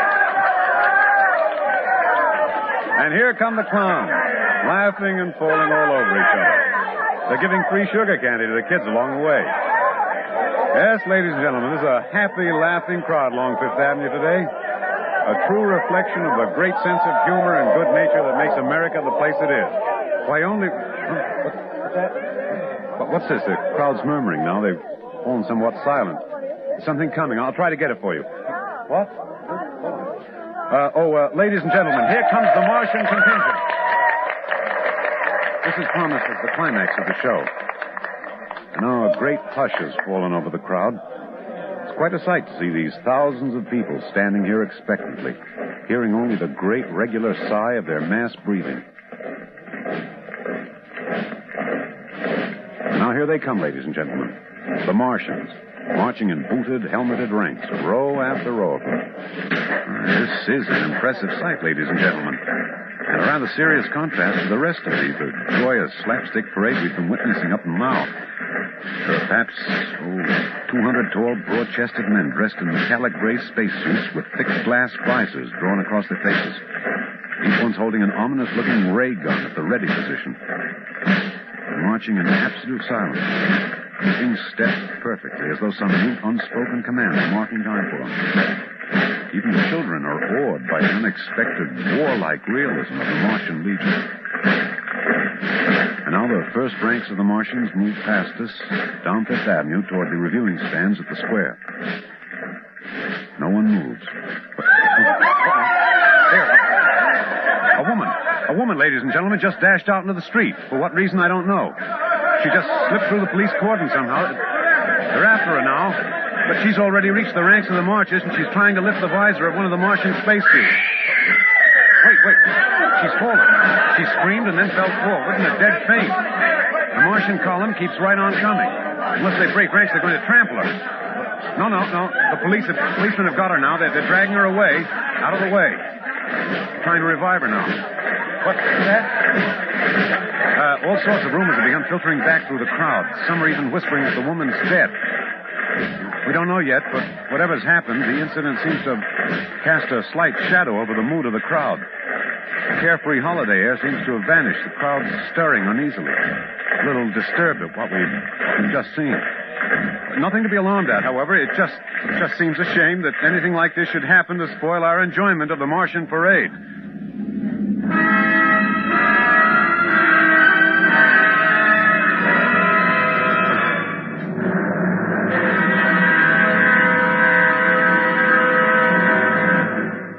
Dimension X will continue in just a moment. It's National Wheaties Week. Want to take that again, Frank? Oh, sure. It's National Wheaties Week, and we're celebrating. And that voice you heard belongs to my severest critic, who is here to help us celebrate tonight. He's the fellow who's backstage when I'm telling you about the Wheaties. He listens to see that I tell you right. Wheaties' best friend, next to me, Blaine Butcher. I think you took that introduction a little fast, Frank. Now suppose... You see what I mean, folks? Seriously, Blaine, you say the Wheaties words once. Okay. All I'll say is this. Those of us who tell the Wheaties story believe what we say. And during National Wheaties Week, the good word is this. Get a package of Wheaties and try 'em just once. I'll be right behind you in line at your grocer's between you and Frank Martin. Okay? Do that now. Try Wheaties. It's National Wheaties Week.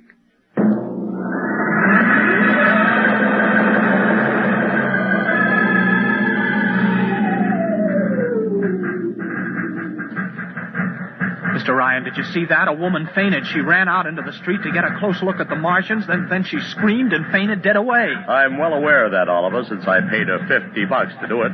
What? The dramatic moment, Oliver. The stock and trade of the good publicity man. Relax. Holy smokes, you sure think of everything. For my share of this deal, roughly $100,000, I can afford to think of everything. Shut the window. Oh, okay, but don't you want to see the finish? We'll go down to the reviewing stand for the finish. Right now, I want to make a phone call. By the way, where's Lucia? Oh, I haven't seen her. Well, close the window, Oliver. Well, Oh, okay, Mr. Ryan.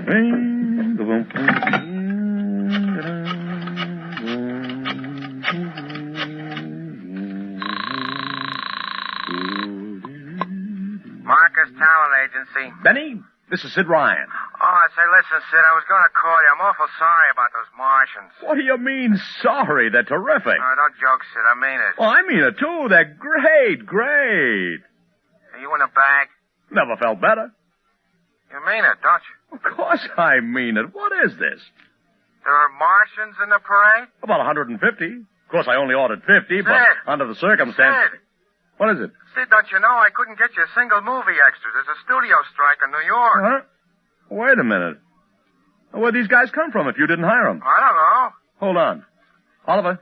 Oh, yes, Mr. Ryan? Did you hire those Martians? Well, no, sir. I didn't... Benny, this is on the level, isn't it? Honest, Sid, Okay, Benny, I'll call you back. What's the matter, Mr. Ryan? I don't know. Just don't know. Wonder if Lucia hired him. What's Century Pictures number? Tremaine 4, 1000. Tremaine 4, 1.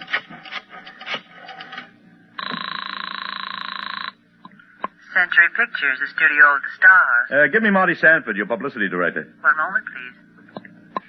Sanford. Marty, this is Sid Ryan. Oh, hello, Sid. How's it Fine. Listen, Marty, this is dead serious. On the level, get it? What's wrong? I've got to locate Lucia.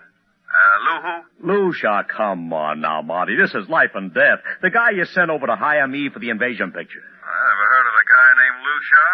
And, what invasion picture? Invasion from Mars, the space opera. Are you batty? Marty. The picture was shelved last month. What? Sure, back in the can. The big shots decided you can't sell a Martian invasion to the American public. It's too incredible, Sid. Who'd ever believe it could really happen? Of all the crazy... Mother in heaven.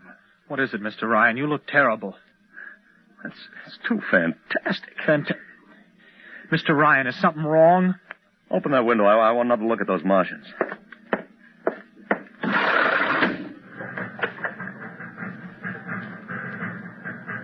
Look at them. Oliver, you were in the Army. Could 150 movie extras learn to march like that in, say, 24 hours? No. Not in 24 days, Mr. Ryan. Not a second's hesitation. Not one out of step. Look at the way they carry those ray guns at the ready. The only other time I've seen troops march like that was on a film of the Nazi SS troops marching through the streets of Paris. Mr. Ryan. Oliver, get down there. Find that woman who painted. Her name's Gloria Montez. Get her up here. Make it fast.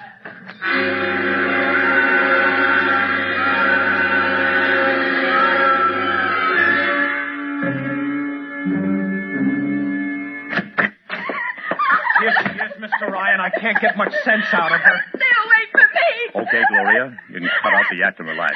It's me, Sid Ryan. You're a Martian. Gloria, settle You're wearing down. a mask. Baby, it's And me, Sid. underneath It's awful. It's so big green eyes and some feelings like a catfish. Baby, snap out of it. Listen, what happened down there? You ran out and screamed like I told you, but the fainting, that wasn't in the act. Go away, please. Go away. Just one question, baby. Inside that helmet, what did you see? Don't get anything out of her, Mr. Ryan. She needs a doctor. Okay, Oliver. I've heard enough anyway. You take care of Gloria here. Get her a drink. Where are you going? To see the commissioner. You gotta stop this parade before things begin to happen.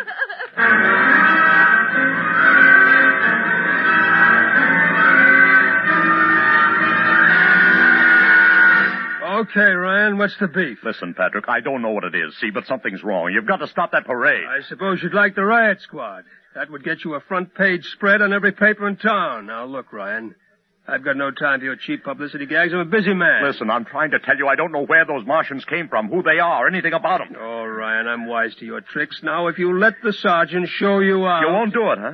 An honest citizen appeals for protection and you refuse it. I most emphatically do. Now beat it. All right, Patrick. I'll go right to the mayor's office. I'll have you busted flatter than the fried egg. Go ahead. I'm sure His Honor will be glad to toss you out on that phony nickel-plated skull of yours.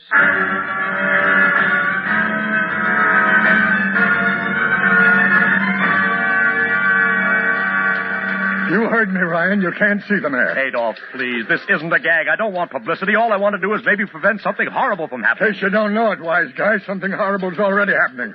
A couple of hundred little kids are in the hospital with ptomaine poisoning from that phony Martian candy you passed out. What? Or didn't you know? I didn't. We've got to stop that parade. Sure, you'd like nothing better than start a panic now. Maybe a few hundred people get trampled to death. Think of the newspaper space. That'd get you and your phony product. I won't stand for this, Adolf. This may be a matter of life and death. Now get out of here quick. It'll be your death. Go on, beat it. Get out. You and your publicity stunts. Make me sick to my stomach.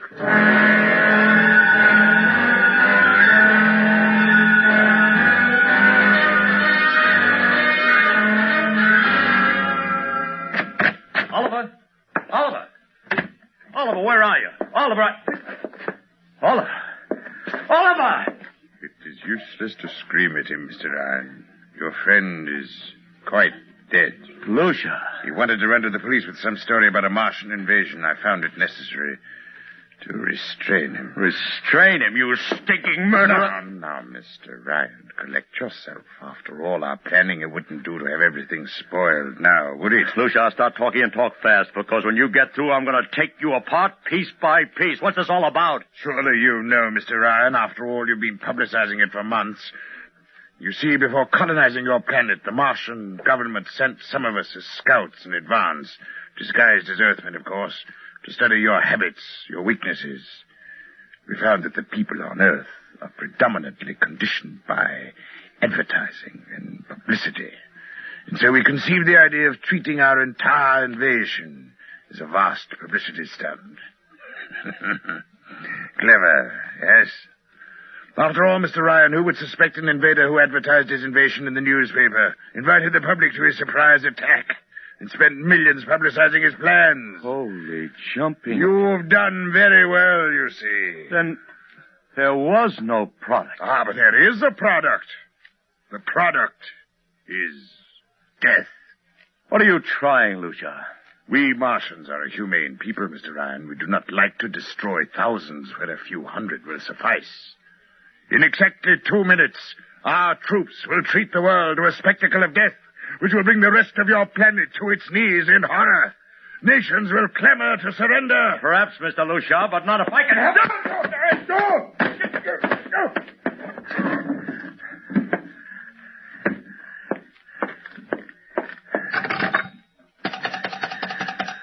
Yes, please. Operator, this is Mr. Ryan. Get me the field telephone on the reviewing stand of the Martian Day Parade. Hurry. Anyone in particular? Just hurry. Reviewing stand. Hello? Get me Commissioner Patrick. Hello? Hello? You have to talk louder. I want Commissioner Patrick. Patrick! Wait a minute. Things are quieting down. Hey, wait a minute. What was that you wanted? This is Ryan. I have to talk to the Commissioner. It's a matter of life and death. Oh, you can't talk to him now. The Chief Marshal is presenting the PBA check to him. The The Martians are going to fire a salute. Listen, you gotta stop them. What? Stop him! I'm sorry, Mr. Ryan. I can't hear You idiot! The works is going!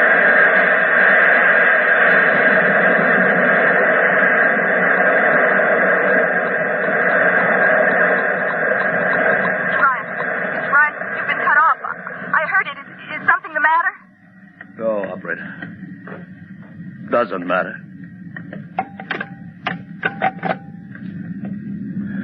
Nothing matters now.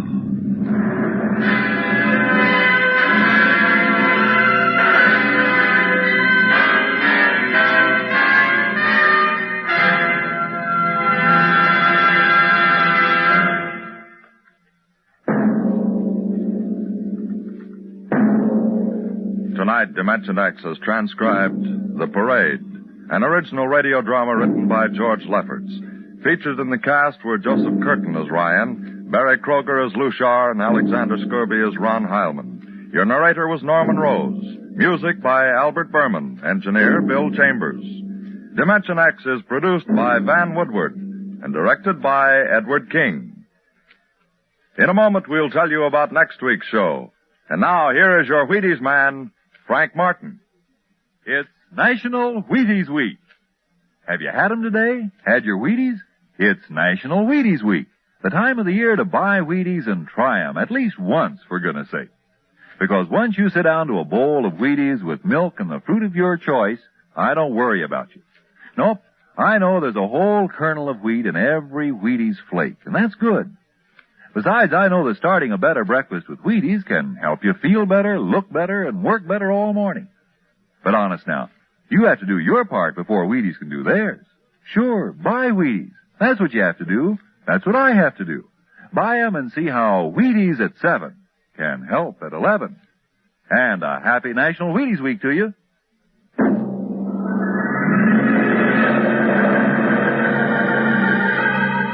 Listen next week when we present the Robert Heinlein story, The Roads Must Roll. Another adventure into the world of tomorrow. The world of Dimension X.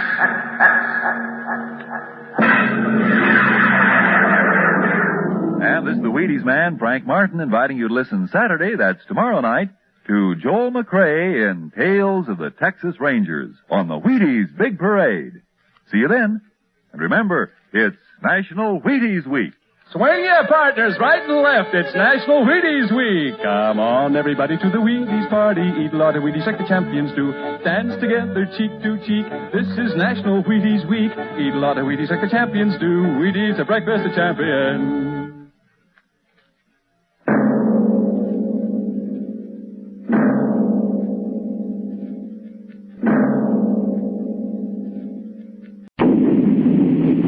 Adventures in time and space, transcribed in future tense.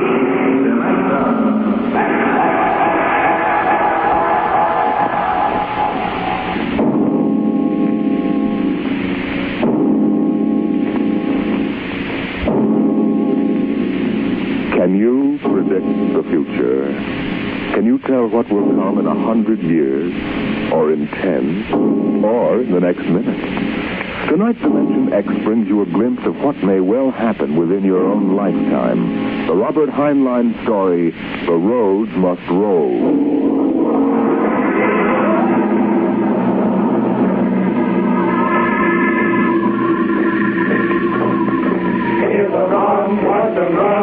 Our job is never done, for our roadways go rolling along.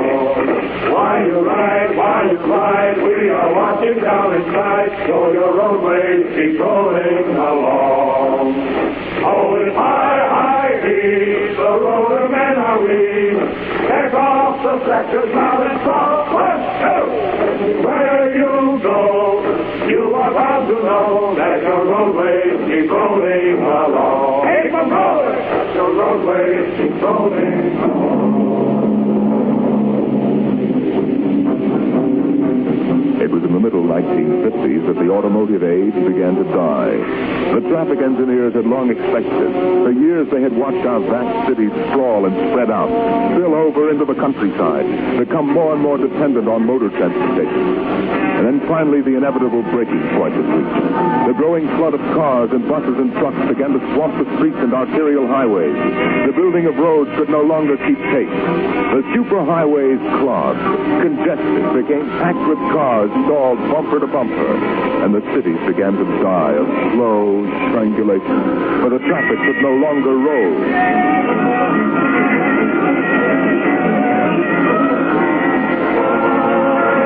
The engineers took over. They banned the automobiles, tore up the superhighways, and in their place they built the rolling roads. Mechanized roads that moved like huge conveyor belts, swirling along on their giant rotors at speeds ranging from 5 to 100 miles an hour, carrying the freight, the food, and the people from city to city and coast to coast. An engineering miracle had changed the face of a nation. The automobiles and railroads vanished. The rolling roads had taken over all transportation. And no one worried over the fact that if the roads should ever stop, our whole economic life would stop. For the machinery had never failed yet. The machinery that rolled the roads was perfect. But people forgot that machinery depends on men, the men who run it. Who makes the roads roll? That's right. The engineers. Not the supervisors, not the mechanic union, but the engineers. We're the brains of the road. And where would the public be if we didn't keep those roads out there rolling? Right behind the 8-ball, and everybody knows it. All right, then. We're the men who hold the power. It's time we started using it. We've called this meeting of the Engineers Control Committee because that's what we want to do. Control. Because I'm tired of taking orders from the Transport Commission, from success jockeys like Jim Gaines, who don't even know a rotor bearing from a field. Let Gaines yammer about our duty to the public. That's a lot of our watch. We've got the power, and we're the men that count. It's time we quit fiddling around and use a little direct action to get what we want.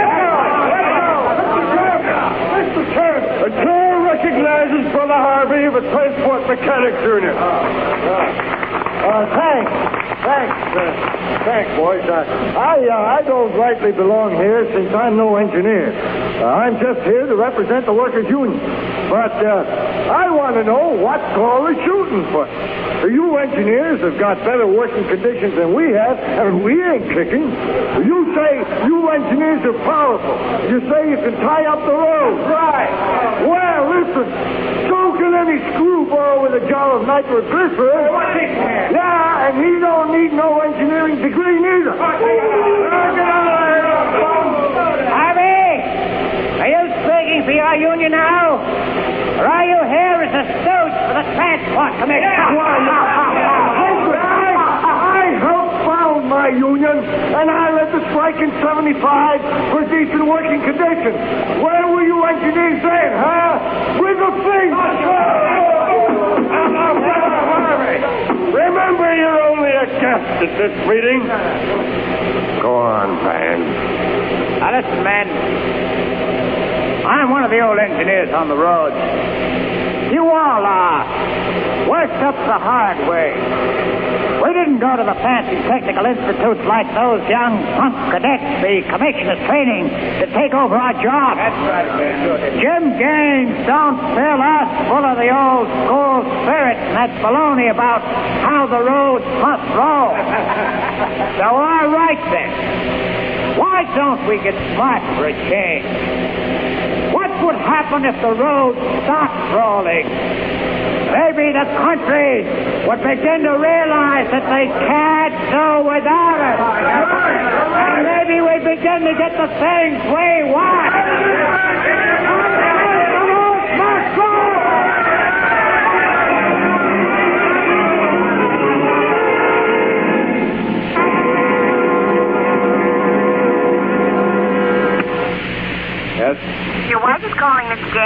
right, put her on. Jim, I want you to stop off on your way home. I'm sorry, darling, I can't make it. Oh, but you promised. Yes, I know, but Washington called in. They sent Evans, the Australian Minister of Transport, through my sector today. I've got to show him through personally. Well, can't somebody else? Well, I'm chief supervisor. It wouldn't be courteous.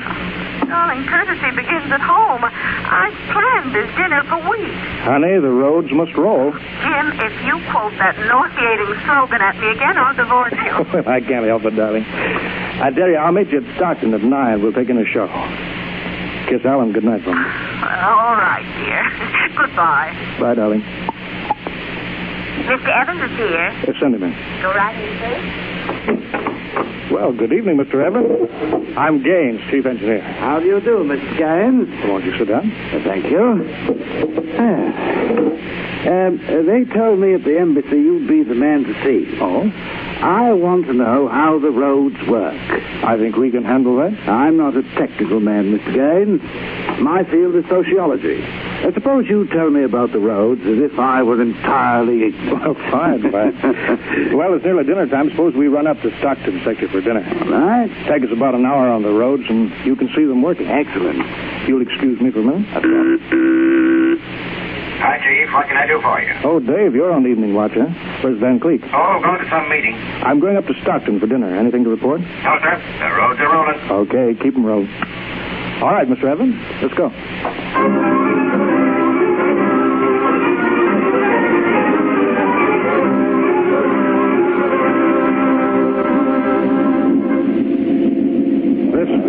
This here is the low-speed strip. You ever ridden a conveyor before? No. Oh, it's quite simple. Remember to face the motion of the strip as you get on. Oh, that's it. All right. We'll go right across here. Each adjoining strip is a few miles an hour faster than the one next to it. I see. Freight is carried on the 50-mile strip. Most passenger traffic is on the express strip. Oh, yeah. All right, now, watch your step.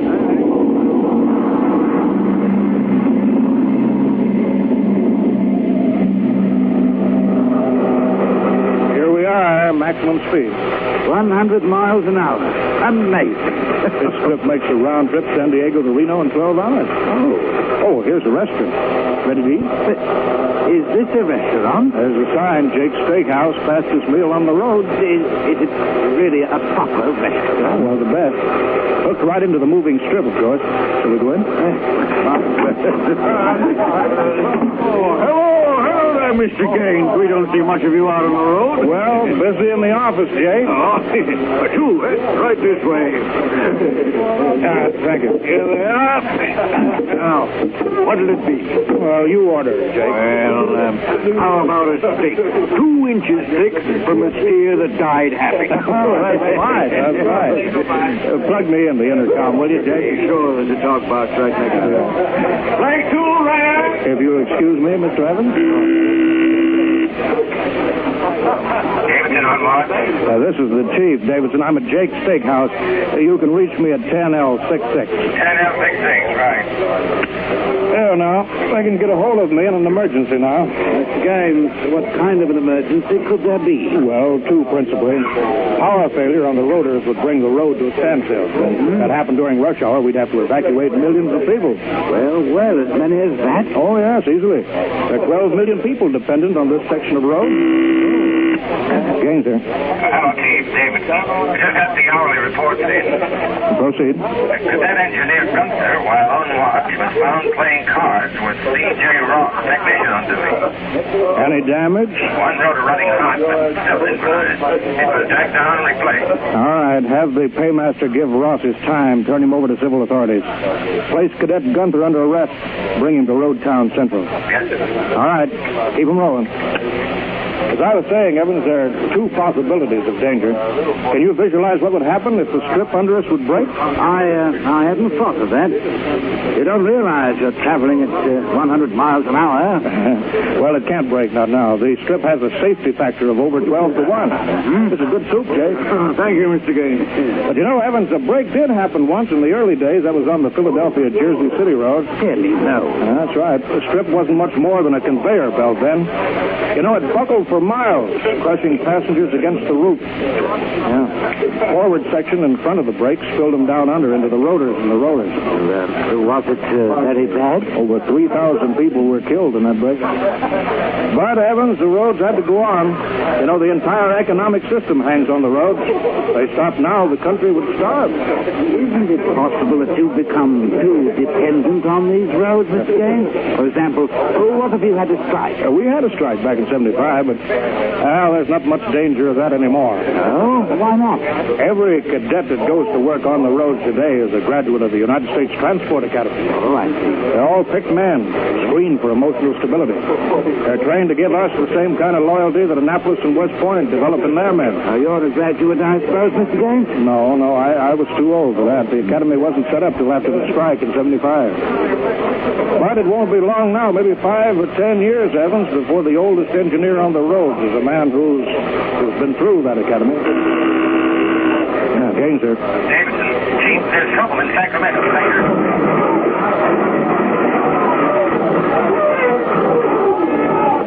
What is it?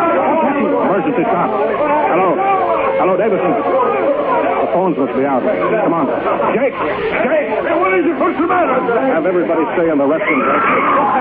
There'll be somebody sent on to the next trip. Got cut to ribbons. There'll be plenty of casualties. Jake, where's your getaway pass? In the trenches. Well, how am I going to help those people? I've got the whole road to think of. Now, don't bother me. Give me a hand, Jake. Just pass it. Stop here.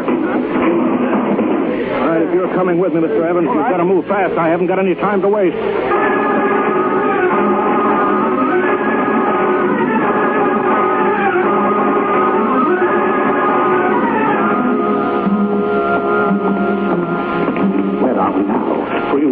The inner road ceiling. That's the outer shell over us. Are we going outside? No, there'll be an access down manhole over here. They're spaced every 100 feet. Up there by the green light.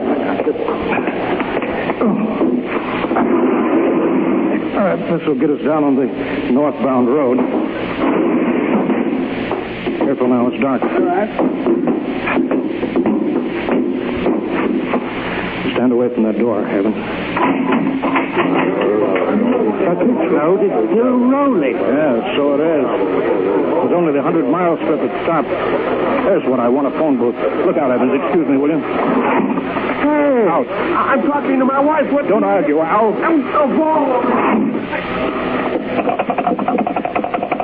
Emergency priority. Division office. Davidson? Gaines here. Report. Chief, where you been? I've been called. Never mind that report. 709 report. Strip 20 past emergency level. Interlocks acted and cut the strip out. Cause of failure unknown. Direct communication to Sacramento control office out. Evacuation of strip 20 commenced. No casualties. There are casualties. I saw them. Put police and hospital routine A into operation. Get me Van Cleek. I want him to take over for me till I report in. We can't reach him, Chief. Shall I cut out the rest of the road? No, keep those other strips rolling or we'll have a traffic jam the devil himself couldn't untangle. There are 5 million passengers on that road now. Notify the governor that I've assumed emergency authority. Arm all cadets available and await orders. Shall I recall technicians off work? No, this isn't an engineering failure, man. That whole sector went out simultaneously. Somebody cut those rotors by hand. Now, I want all available senior class cadets to report to Stockton Subsector Office 10 with pistols and tear gas. Yes, sir. Oh, the governor wants to talk to you. He called in. Refer him to somebody else. I'm busy. I'll get back to you. I'm going down under.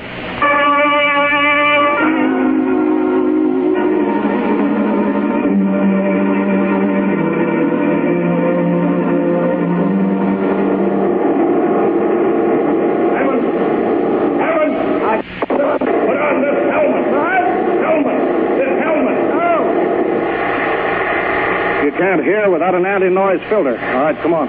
What are we looking for? A recon car. There should be one here. Are those the rotors? Yeah, the big ones are rotors. They drive the road. The little ones are rollers. They give continuous support. I see. Oh, there's a watch gang now, jacking down a rotor. Can they hear us? No, the noise filter works on a 4-foot radius. I'll flash them. He sees the light. Cadet Wilson reporting, sir. I want your recon car, emergency. Yes, sir. Right over here, sir. Come on, Evans. All right, now, get in. Well, it's so small. Oh, you fit. All right. All right, now, hang on. She accelerates like a rocket.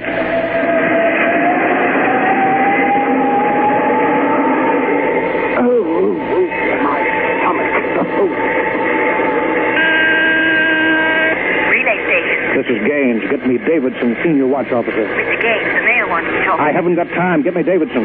Leave this circuit hooked into Davidson's board until I tell you to cut it. Yes, sir. Here's the senior watch officer. Gaines calling. Have you found out yet what's stopping the road? No, sir. It's still a mystery to me. All right, I'm on my way in a recon car. Hold everything till I get there.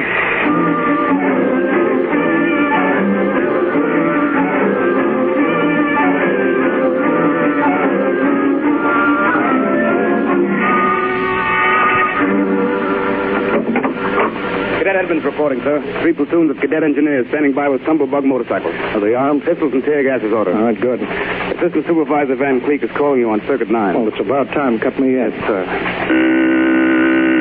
Hello, Van. Where are you? Sacramento office. Sacramento. That's good. Report. In a pig's eye. What? I'm not your deputy anymore, Gaines. Van, what are you talking about? Don't interrupt me and you'll find out. You're through, Gaines. I've been picked as director of the Engineers Control Committee.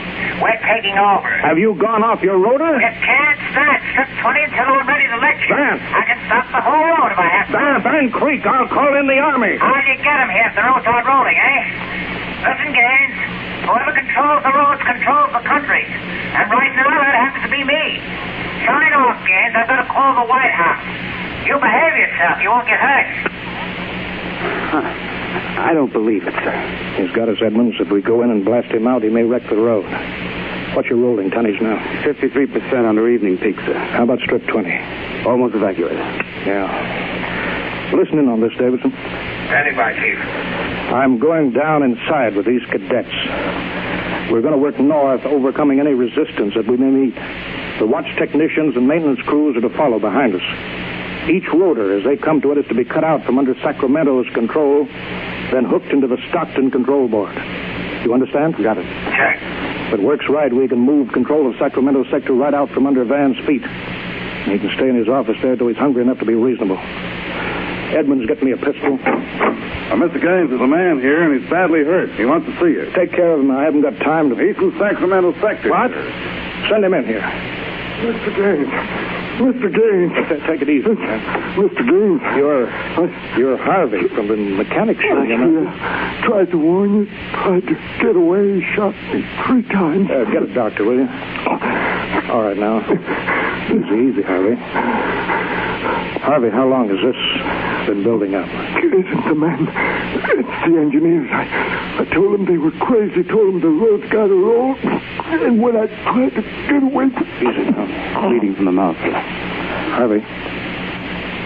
Harvey? Can you hear me? He's dead, Mr. Gaines. Come on, Edmonds. We better move.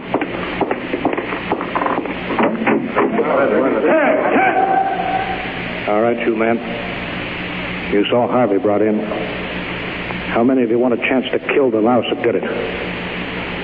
All right, men. Anybody who hasn't got his mind on his job will be in the way. Now, here's the order. We move north, mounted on tumblebugs. We're going to try to regain control, rotor by rotor, before Sacramento sector knows that we're moving. Now, we've got to capture any watch personnel we run on before they can get word back, you understand? Men, surprises rifle. Use tear gas when possible. Shoot only when necessary. But get them before they can reach your phone jack. Any questions? No? Then move out.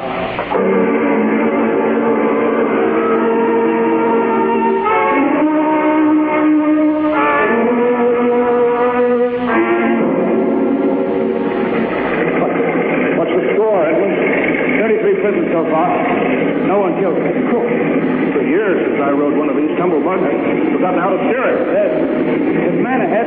There at the rotor base. He's got a phone jack in. Hurry. He gets word back. We're on fire. I don't think he's seen us. I'll just mount again. All right. Hold on, fire! Quick, he sees us. Come here, you. Out, he's got a gun. I got him, sir. I got him. Grab his gun. Yeah, he had an intercom jacked in, all right. If he's got through the Sacramento office, it's going to be tough. I don't know, sir. Maybe you can get the call through. Listen, the road. Take off your noise filter. There. The road is stopping. Halt your men. Hold up there. Hold up. Edmonds, there's a recon car coming up. Relay station call for Mr. Gaines from the recon speaker. Give it to me. Here you are, sir. Gaines, sir. Davidson here, Chief. Van Cleek's calling you. Who stopped the road? He did. Oh, he did he? All right, cut Van Cleek into me. You thought I was fooling, eh, Gaines? What do you think now? All right, Van. The road is stopped. You've won this trick. Then why don't you get smart and give up? You can't win. You forgot something, Van. You can't lick the whole country. Yeah? Gaines, I've got a switch button in my hand. If I push it, it'll blow 300 yards straight across the road.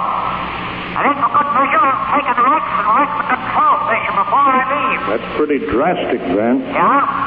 If I blow this trash in the middle of Sacramento sector, it'll get an awful lot of people. There are plenty of shopkeepers still on slip 20. That road apartment house next to the road will go. Now, look, Van, you don't want to blow the road, neither do I.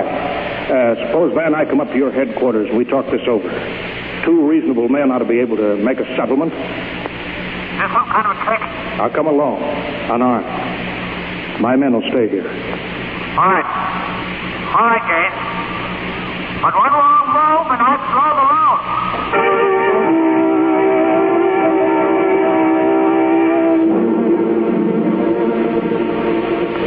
Well, we've got to hurry, Dave. If I take too long, Van Cleek will get edgy and set off that charge. I can't understand it. The psych tests are rigid. We've never had a failure in the Hum-Wadsworth-Burton method. Then suddenly a whole sector goes sour.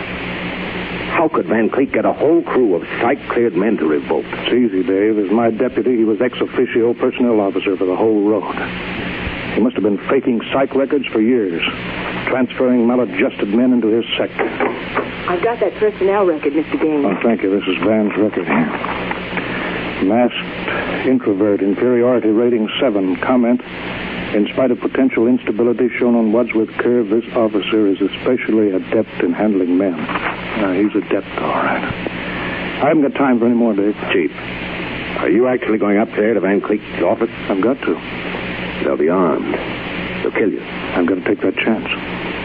I was calling the Army. He won't dare blow the road then. Yes, he would. Look at that psych record there.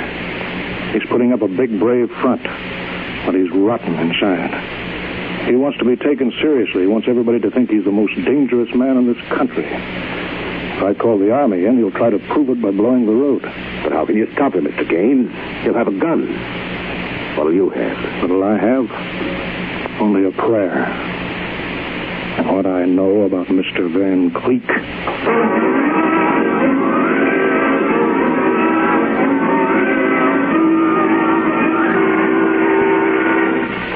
All right, Gaines. Director Van Cleek will see you now. Gaines, I want you to sign this now. The declaration of your recognition of the Engineers Control Committee. You've got 1 minute to sign it, Gaines, or I'll push this button and blow up the whole sector. You better sign, Gaines. You need this gorilla with the gun, Van? Why, can't you handle one unarmed man alone? All right, Harry, out. Out. Yeah, okay. All right, now sign. What's so funny? You are, Van. You start a revolution because you think the engineers should control the road.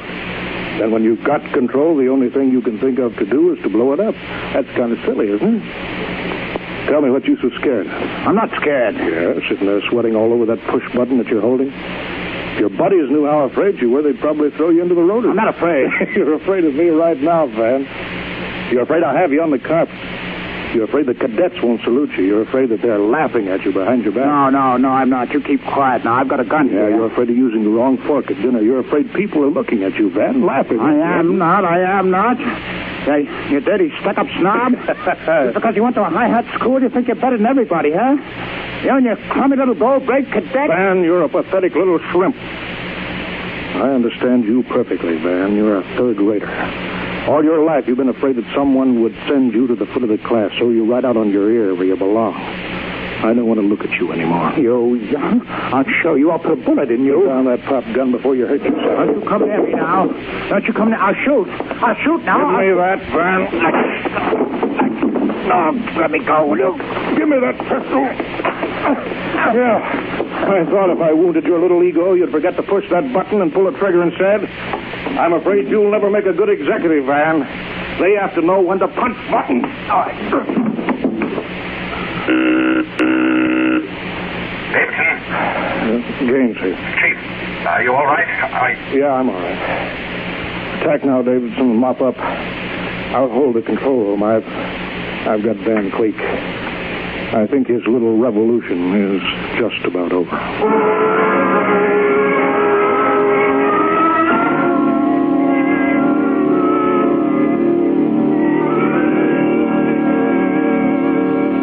Mr. Gaines. Oh, Mr. Evans, I forgot about you. I've been waiting at the sector office. Yes? Is everything under control? Yes, all's rolling.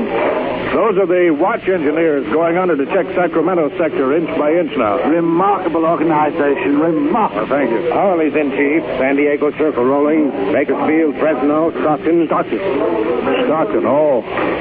Oh, no. What's the matter, Chief? The trouble, Mr. Gaines? There sure is. I promised to meet my wife at Stockton for a show. She's been waiting there since 9 o'clock last night. Oh, dear me. Dave, see if you can get her for me. Try the sector office. All right, Chief. And Dave, see if you can calm her down. Oh, sure, Chief, sure. I'll tell her the roads must roll. No, don't tell her that. I don't think she'd appreciate that. She's heard it too often. Well, I better get going. Bye, Dave. Keep them rolling. Rolling along. Keep them rolling. That's your roadway. So rolling along.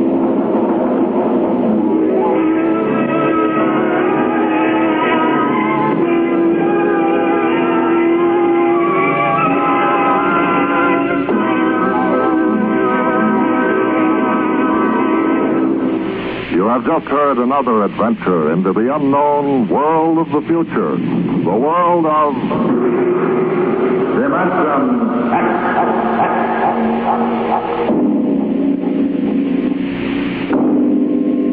Next week, the strange story of the test pilot who became the first man ever to invade outer space, and of what he found when he got there.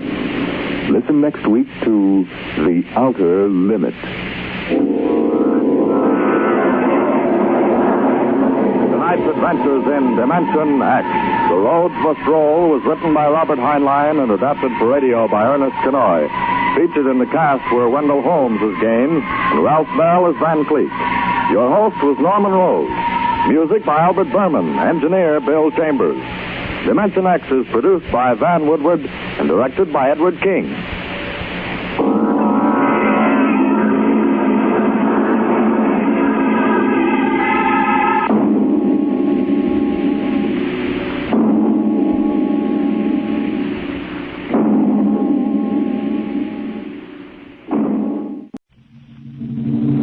Adventures in time and space, transcribed in future tense.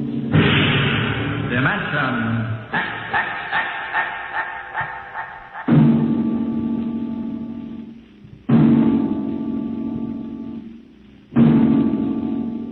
Can you predict what will come in 100 years, or in 10, or in the next minute?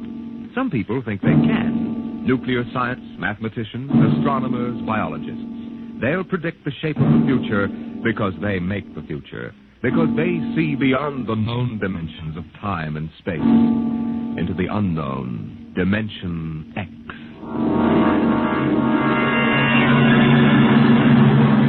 We go ahead now in time to 1965. We're on a vast concrete runway set in the desert of the Southwest. A giant metal ship stands before us, prow pointed for the stars. And in 5 minutes, the signal will flash, and it will tear up through the atmosphere to the outer limit. Attention. Clear field for takeoff. Clear field. 5 minutes, Steve. For takeoff. Warm her up, Charlie. I want to go over procedure again, Steve. Don't worry, I got it straight. We'll just make sure. Okay. Let's take her up on jets to 50,000, then I cut in the rockets. No lower, or your tail blast will burn out 3 counties. I climb 4 minutes on rockets, then start maneuver tests. Remember that, no more than 4 minutes. Right. This ship isn't like those strata rockets you've been testing. She's the first one built for outer space. If she works, she can go clear to the moon. If I'd have known that, I'd have brought my toothbrush. No, not this trip. Now get this, Steve. You've got power there to clear the Earth's gravitational field. But remember, after you cut in the rockets, you've only got 10 minutes fuel. If you go beyond the outer limit and don't save fuel for the return... I know, I won't get down again. That's right, Steve. You'll drift off into space. Get that now. 10 minutes fuel. Gotcha. Now, as far as I'm concerned, this project is a lot more important than that cosmic ray bomb they're testing out in the Pacific tonight. The Security Commission brass doesn't think so. I don't see any undersecretaries under anything. Don't worry. In the long run, our ship will make the CR bomb back-page stuff. But in the meantime, it's just as dangerous. Remember, half the principles in this ship are pure theory, Steve. Slide rule stuff. If anything goes wrong, we may have to scrape you off the landscape with a soup spoon. You have a charming sense of humor. Now, here's what I'm getting at. We're risking your neck in this test. If anything blows, we don't want to have the next man pull the same boner. I know, Hank. So keep your mic open and keep talking. If anything goes wrong, we want to know exactly why. And we won't be able to ask you. Let us know before you pull every switch. Before you do anything. You got that? Yeah. Even if you only have to blow your nose. All right, get those fuel lines away. Okay, Mr. Brooks. Well, I guess that's about all, Steve. Hey, that reminds me. Look, if Mary calls, I'm just up on a milk run. I didn't tell her today was it. How is she? She's okay, but she's due about now, and I don't want her to be nervous. Hey, I didn't know the baby was that close. Yeah? Steve, I really ought to be sending a single man on this job. What, and cut me out of a soft paycheck? Forget it, Hank. You know you can't get anybody else who can take 15 G's acceleration when those rockets cut in. Yeah, I know. It's time, Steve. Yeah. Well, see you later. Don't worry, Hank. I'll sweat for both of us. Button her up, Charlie. So long, Hank. So long. We'll give you the light from control.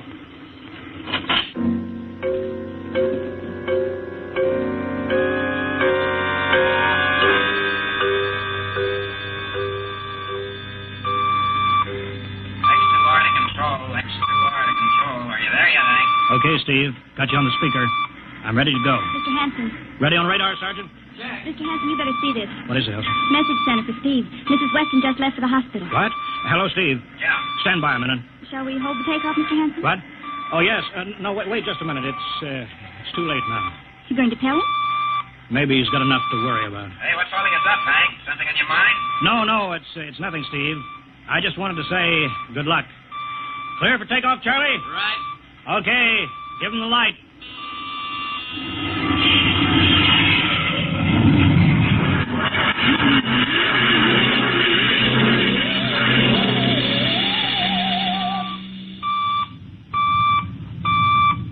All right, Steve, I'm reading you clear. I'm at 20,000. Airspeed 600. She's running fine. Soundproofing works. There's a third-degree waiver in the AGY pressure. Got that, Charlie? Check. Dead center on radar, Mr. Hanson. 50,000 now. Cutting out the port jet. Now the starboard. Off jet. Airspeed dropping.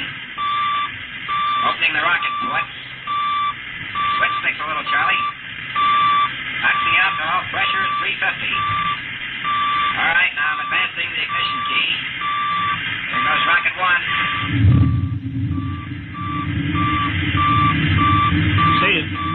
Steve, you all right? Yeah. Looks like somebody smugged me with a sledgehammer. Airspeed now 1,200. Here goes number two.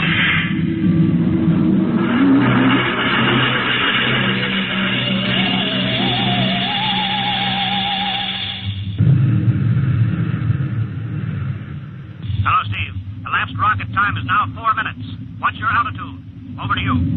Speed 4,400. Still climbing. Altitude 297 miles. All right, you're at the outer limit. Level off for maneuver test. You've got exactly 6 minutes fuel left. Okay. Starting a 3-degree left bank. It's a little sluggish. There, it's all right now. There's a low vibration someplace. Maybe the cockpit hatch. Now I'm straightening out. 5 minutes fuel left. Now I'm starting a 3-degree... Hey! What's the matter? What's wrong? There's something up here. Something shining. What are you talking about? There's something above me, Hank. I'm going to chase it. Steve, you're at the outer limit now. I can see it plain now. Steve, don't go any higher. You've only got 4 minutes. Can't hear you, Hank. It's dead ahead now. Gonna make a pass at it. Get a good look. Hey, it's swerving to meet me. It's dead ahead now. It's dead ahead.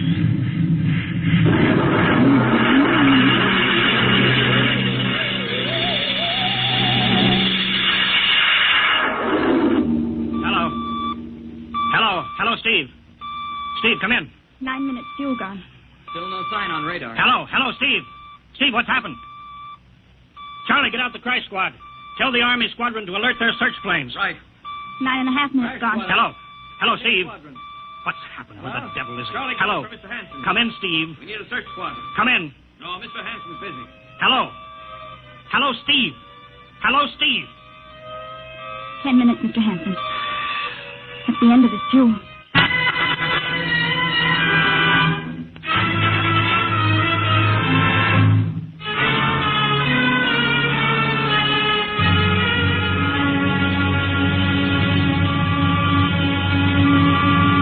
How long's it been now?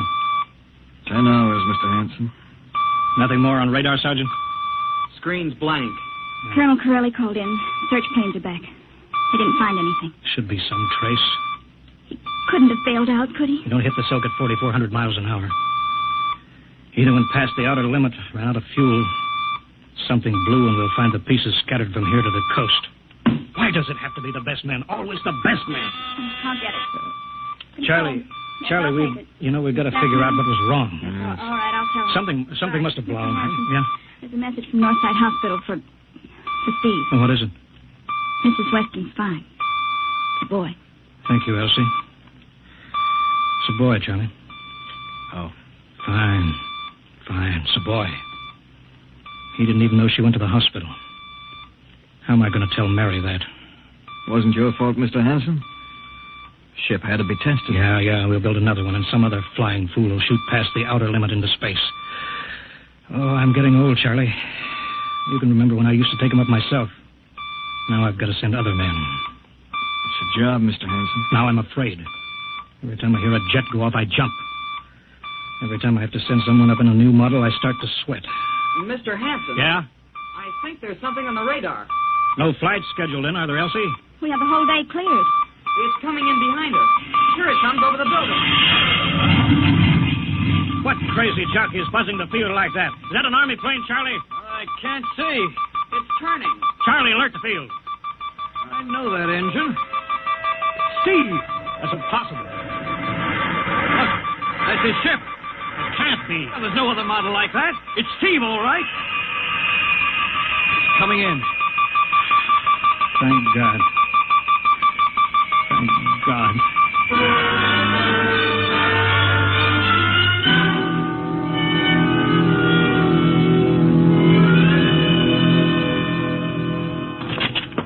All right, sit down, Steve. The quicker we get this done, the quicker you get over to see Mary and the baby. Hank. Elsie, give the order to check and refuel the rockets. I don't want anybody in here till I get Steve's reports. Bury any calls. All right, let's have it. What the devil happened to you? Hank, does that cosmic ray bomb still go off tonight? What are you talking about? Straighten out, Steve. Where you been for the last 10 hours? Listen, Hank, there's something more important. Come on. I've got to get a report on the screen to Washington, so let's have it. I've got to know how you stretched 10 minutes fuel to keep you in the air for 10 hours. Now, one thing before I talk. Look, have the Steve. Geiger men run over the ship before they refuel. What'd you run into? So help me, Hank, I don't know. We better check and make sure it isn't radioactive. Elsie, add a Geiger report on the standard check. Steve, maybe we better have the doc look you over, too. No, I'll be all right. They said I'd be all right. They? Look, son, I know you've had a tough time, but we've had this field on the alert for 10 hours. One of the Army boys cracked up looking for you, and he's hurt bad. So let's have the story. Let's have it straight. I don't know how to tell you. Hank, I saw something up there. At 300 miles? I chased something up there, Hank, and I caught it. Now, don't hand me that, Listen, Steve. I was cruising along, just starting the right bank, when I spotted something. It must have been going about half my speed. It was egg-shaped and smooth. I made a pass at it, and I was coming back for another, and then there was a humming sound. Humming? A sort of vibration. And I blacked out. I was headed straight for it at 4,400 miles an hour. I thought it was going to be the biggest smash since Hiroshima, and I guess I was drinking that bottle. Never mind that, Steve. What happened? I came to inside their ship. Uh-huh. Steve, this whole thing has been a devil of a strain on you. I'm going to call Major Donaldson from the Army base. Ask him to sit in. Psychiatrist? Yeah, that's a good idea. Let him run his tests. He'll tell you I'm not kidding. Because, Hank, unless I miss my guess, I've just been tipped off to the way the world ends.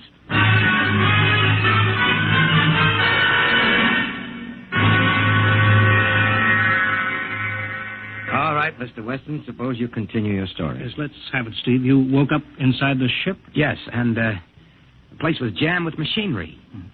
Dials, blinkers. I couldn't recognize anything. And you were surrounded by these men from Mars? I didn't say anything about men from Mars. I didn't even say they were men. I couldn't see them clearly. They were just there. Where did they come from, then? Another galaxy. Millions of miles outside of our solar system. That's all I know. You figure out where they came from. And they came all that distance to find the Earth? Yes. Did they tell you that? Yes. You mean they spoke English to you? No, they didn't. It's funny. I hadn't thought. They didn't really speak to me at all. They just planted the thoughts in my mind. You mean thought transference, telepathy? Yes, that's right. Well, Steve, what brought them here? We did, Hank. We rang their bell. We brought them in. Well, how? With our atomic explosions. Hank, that's why you've got to stop that bomb test tonight. I'll give up. Look, you've got to believe me, Hank. Oh, how can I make you understand? Maybe I can help, Mr. Weston. Would you submit to narcopsychometry? What's that? Under proper drugs, I can put you back in this ship by suggestion. Then we can get a playback record of your memory pattern on the audio circuit. And how long will that take? Half an hour. We'll have to go over to the lab. Will you believe me if it checks? It will give us an accurate memory picture of what your mind reports. All right, let's go. Hank, you got to believe me. We haven't got much time.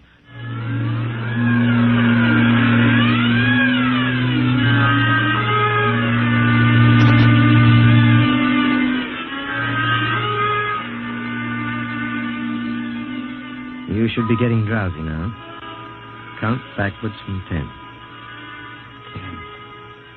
10, 9, 8, 7, 6, 6.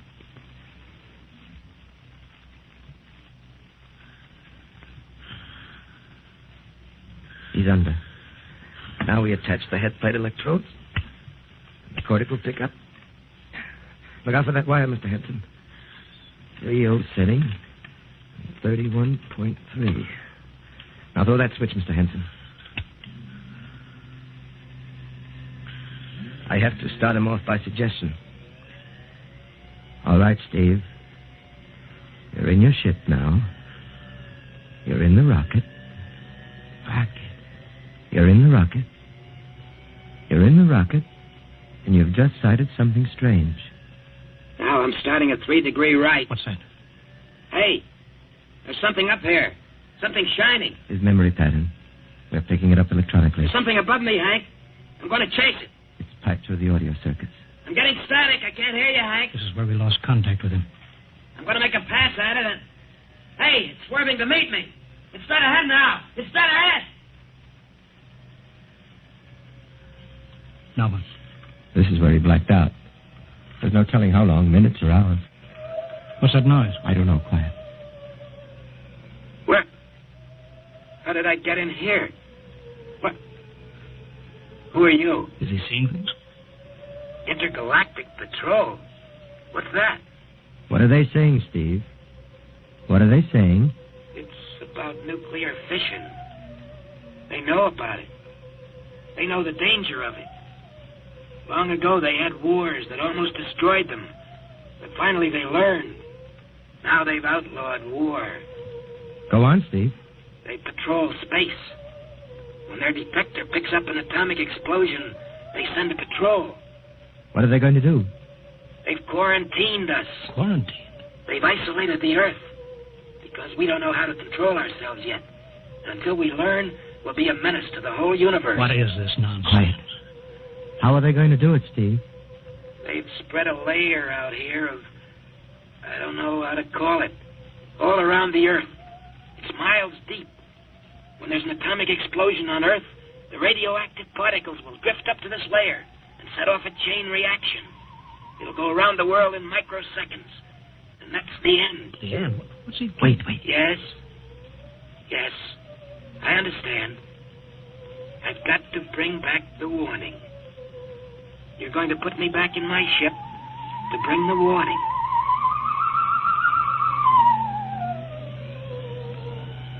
Now what?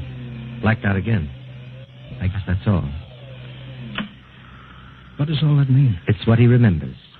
You don't think that really happened? No. Narcopsychometry circuits produce what he remembers. It just means that Steve believes this happened. I don't like to see this. I've seen too many tough pilots snap. Steve is the best I've known. How bad do you think he is? Frankly, outside of the presence of this well-organized hallucination, there's no sign of unbalance. May not be too serious. If he had a more plausible story, I'd be inclined to believe him. Warning. Hank. It's all right, boy. Did you hear it, Hank? You understand? Sure. We've been quarantined. Let me give you something to make you sleep, Steve. Don't you understand? They fixed it so that if we set off one more nuclear explosion, that'll be it. Of course. Don't roll your sleeve down. You don't believe me. Now, take it easy, Steve. There's a test tonight. They're setting off the CR bomb. Hank, what time is it? 11:20. Well, it's scheduled for midnight. Hank, we got to stop that bomb. Steve, let Donaldson give you the hypo. Hank, you've got to believe me. I saw them. I got the warning. If we touch off that bomb tonight, it'll be the biggest galactic 4th of July of all time. The whole Earth will go up like a Roman candle. April 10th, 1965, the end. Now, look, Steve, you better calm down. Don't you want to see Mary and the baby? You've got a new son, remember? Yeah, that's just it, Hank. I want to see my son. I want him to live. If that bomb goes off, Hank, we've got to stop them. Mr. Hanson, I think we'd better get over to the base hospital. Hank, you've got to believe me. me. Sure, Steve. Maybe there is something to it. Look, it's out of your hands. I'll put it in a report and shove it into Washington in the morning. In the morning? There isn't going to be any morning, Hank. Don't you understand? You've got to call Washington now. Get the head of the Security Commission and postpone that test. Now, you know I can't do that, Steve. My neck would be out a mile. Besides, this is 1965, not 45. 20 countries have atomic bombs now. What's the use of stopping just this one? The rest will keep right on popping them. Well, then we'll have to call an international conference. Can't you understand, Hank? The first one that goes off finishes us. It's the end. They've given us the quarantine warning. Steve, I think you'd better go with us to the base hospital. Look, Steve, we can call up for a detail if we have to. All right. I'll go with you. You don't need a straitjacket. That's the way, Steve. You'll probably feel better by morning. Let's go.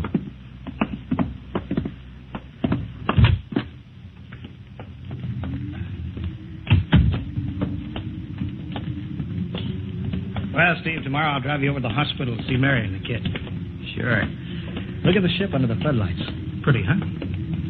You'll be flying her again soon, don't you worry. Yeah, I guess so. What you doing out in the line? They refueling? Yeah, we got Clausewitz coming in tomorrow from Denver for another test. Figure we give you a day off. That's good. That's fine. Steve, come back. Come on, Donaldson. Steve, wait. He's heading for the rocket.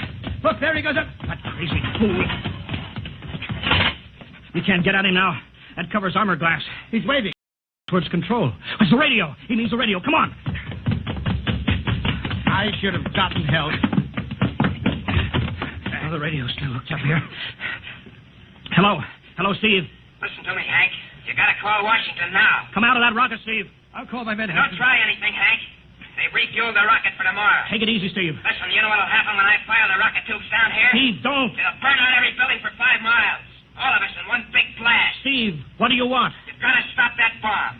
You got to call Washington right now. They won't believe me. You make that call or I cut in the rocket. Now, I mean it, Hank. Now, hook my screen to yours in parallel. I want to see exactly what you're doing. All right. Just don't fire those rockets. Get going, Hank. You got 12 minutes to make that call and stop that bomb. All right, I'm making the parallel hookup right now. Donaldson, you think he'll really blast? I don't know. Up to now, I'd almost say he was normal, but now he's liable to do anything, Hanson. Steve, there, you getting it on your screen? Yeah. Now, put that call through. All right. Operator. Visit screen to Washington. The visit screen circuits are busy, sir. If you'll try again in half an hour. This is Security Commission priority. Break in, get me a line. Yes, sir. Just a moment, please. 10 minutes, Hank. Listen, Steve, I'm trying. Ready to take your call, sir. Washington, Security Commission 3. This is urgent. I want Undersecretary Herbert Ames. Washington 3. 1 moment, please. Hurry, will you? 1 moment, please. What time is it, Donaldson? 11:51. Do you think he'll fire those rockets? He might. Washington? This is screen 3. Mr. Herbert Ames, please. That is a coded exchange. I cannot accept your call without clearance. Get it through, Hank. Listen, Washington, put it through. This is Mr. Hanson at San Marco Air Base. This is a priority call. I'm coded. 1 moment, please. I will check your code number. Get that through, Hank, and that bomb goes off at 12. Will you be reasonable, Steve? Your call has cleared, San Marco. Washington, this is screen 3. Herbert Ames, please. Security Commission Ames. Listen, Ames. Hello, Hank. Ames, you got to get me to the chief. Are you kidding? He's at the test control room. Yes, I know, but get him for me. What's up? You look lousy. Or is it a bad circuit? There's no time. I've got to get him before the test. It's about the CR bomb. I can't take that responsibility. Get that through, Hank, or I flag. Hey, what's going on there? Ames, my project has a high enough rating. This is a priority A call. What? Okay, it's your neck. I'll try to get him for you. He's in the control room, so you'll have to switch off your screen and speaker and go on earphones. Too much going on in there. Security ruling. You hear that, Steve? I've got to cut the incoming screen. All right, but don't try anything. 8 minutes, Hank. Hello. Hello. What? You got him, Hank? Yes. This is Hanson at San Marco. No, sir. Priority A request to cancel the bomb test. No, I'm serious. This is deadly serious. We sent the X-2 JTR up today to the outer limit. We uncovered evidence. Yes, on the automatic instruments. What's that? No, possible chain reaction. No, I can't tell you the whole story. There isn't time here. Yes, I'll bring the readings into Washington in the morning. You've got to postpone the test till you see them. Look, I've worked on contracts for the Commission for 10 years. Yes, I have complete confidence in my information. You can record that. All right, I'll call you back immediately. Bye. Hank? He's agreed to cancel, Steve. The bomb won't go off. All right, boy. You can come down out of that ship.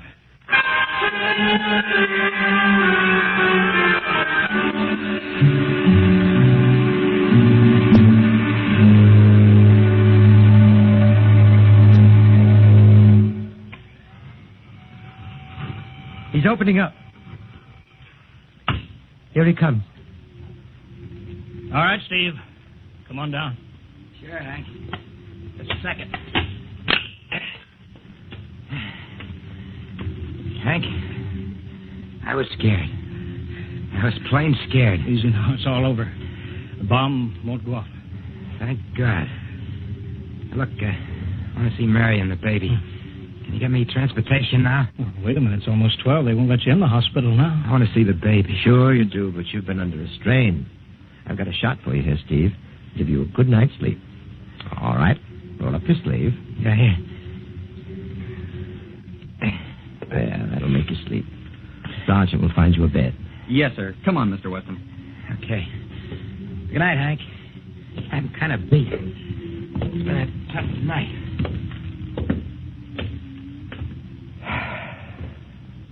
It sure has. I thought for a minute he was going to blast those rockets and send us all to Kingdom Come. Yeah. Quite a stunt getting the ray bomb test called off. It isn't called off. But the chief said... Ames couldn't get the chief. I was talking to a dead circuit. Bomb goes off in a couple of minutes. Oh. Poor Steve. He was one of the best. He was the best. 1 in 10 million. Some story of his, poor guy. For a while, he almost had me believing that quarantine. That's a very common delusion. End of the world. Yeah, I suppose so. It's a nice night. Never saw the stars so bright. We better be getting in. That wind is cold. Well, the bomb goes off in 30 seconds. Poor Steve. You know, Hanson, there's just one thing. Yeah? It's outside my field, but I'm curious. How did he keep that ship in the air for 10 hours with only 10 minutes fuel?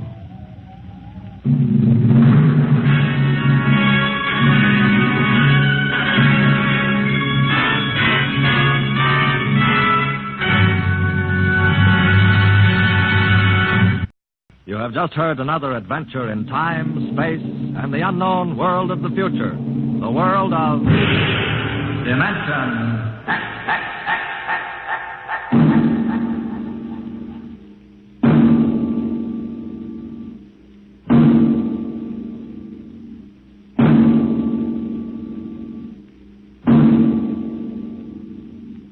Next week, a star of the future appearing on the program of the future, Dimension X. Next week, Miss Nancy Olson, the talented young actress whose performance in Sunset Boulevard marks her as one of Hollywood's most promising young actresses, becomes the first of a group of rising young artists of stage and screen who have been invited to make an appearance in this series. So listen then for Hello Tomorrow, starring Nancy Olson on Dimension X.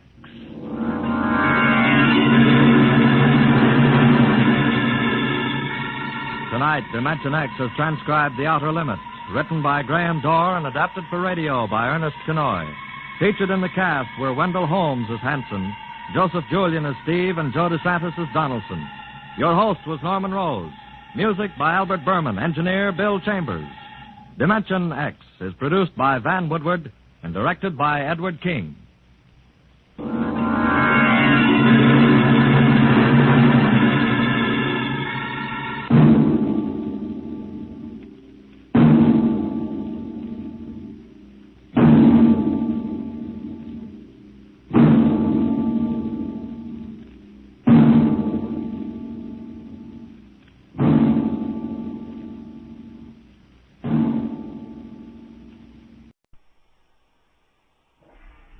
Adventures in time and space, told in future tense. Dimension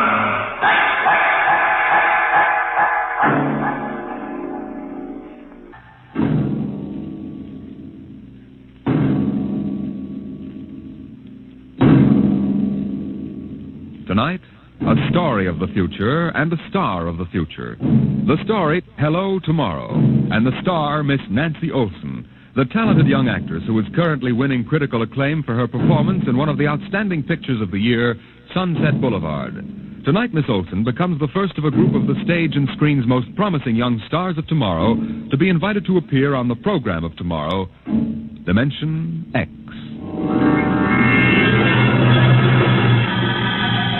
It was in the year 1991 that man disappeared from the face of the earth. The third atomic war had ended at last, leaving the land a mass of red radioactive dust, filling the air with gamma rays so deadly that life on the surface was no longer possible. There was only one way out. The few survivors went underground, burrowing their way deep into the earth like hunted moles, hiding from death in huge underground caverns. And it was there in the next 2,000 years that they built the new civilization. A civilization in which the genetic survival of the race came first, and every life and every law was shaped to serve that end. It is to this civilization, in the year of our Lord 4195 A.D., that we take you now.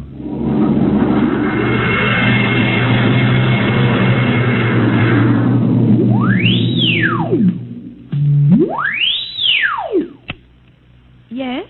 I have a call from the Director of Emotional Stability for the Third Oblong for Professor Lois Burton at the Institute of Genetics. Hmm? 1 moment. Go ahead, sir. Lois? Listen, darling, good news. What? The Genetic Board has approved our application for marriage. Oh, so soon? The tests found our chromosomes perfect. We can marry any time we want. Our offspring should be genetically in the 19th percentile of perfection. What's the matter, dear? Oh, nothing. I'm just sort of breathless. You are happy about it, aren't you, darling? Oh, of course. Terribly happy. I'm coming right over to the lab. I have a surprise. Oh, not now, Walter. What? Well, I mean, you'll have to give me some time. Time? What's the trouble? No trouble. It's that genetic survey I've been working on. What about it? Well, I've finally gotten permission to study an actual living case. A specimen of imperfect genetic trans... Really? Yes, they're bringing him up from the condemned cages on the lower level. You will be careful, darling. The supervisor says there's nothing to be afraid of. The specimen they're bringing up is A12. It's been studied before many times and is quite well trained. Well, I don't like it. Nonsense, darling. I've been waiting for this opportunity for years. Oh, there's my door signal. I'll have to hang up, darling. See you later.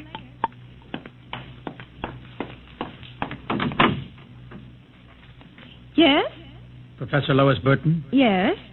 I'm from the Phylogenic Institute, lower level. Oh, then you brought me specimen XJ12. May I come in? By all means.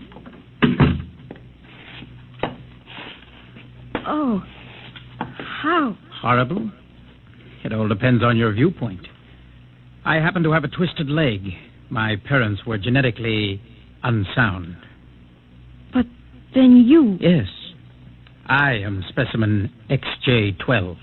I see. I hope you aren't shocked. No stable person permits feelings to enter into his work. I will admit to surprise.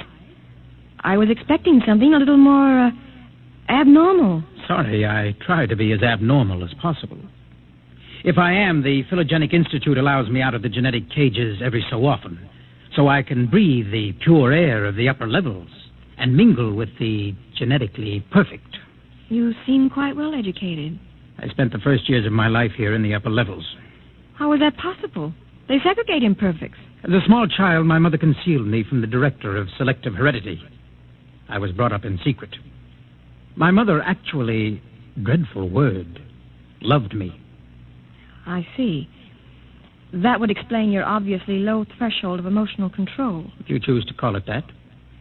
At first, you seemed to be struggling to repress a few feelings yourself. We will confine ourselves to the impersonal aspects of our work. As you please. I shall require you as a demonstration for a lecture I'm delivering to one of my classes tomorrow. At your service, Professor. Sit here, please. Grip these electrodes tightly. I'm going to calibrate your electrochemical tension. I'm quite familiar with the procedure. Oh! I realize that it's an imperfect. I'm expendable. But I should hate to be electrocuted. The charge is not lethal. Plus 15 surface tension. You know, you have beautiful hair. Plus 12 at a depth of 4 centimeters. Lovely blue eyes. Crystal clear. Plus 10 at 7 centimeters. Pretty.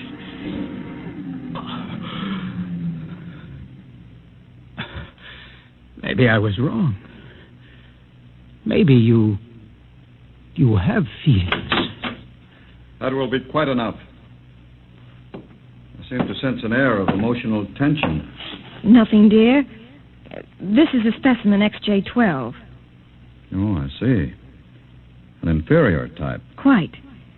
You, specimen. Can you understand me? Yes. Yes, what?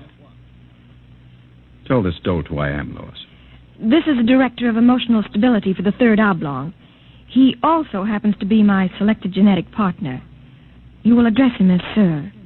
Yes, sir. This creature seems quite impertinent. He's only a specimen, darling. I suppose.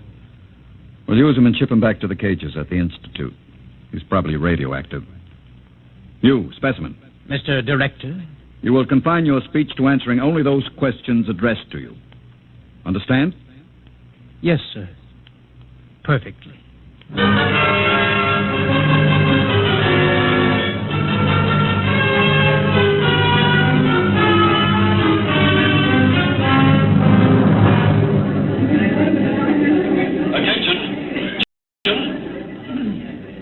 The next demonstration will be conducted by Professor Lois Burton of the Institute of Genetics.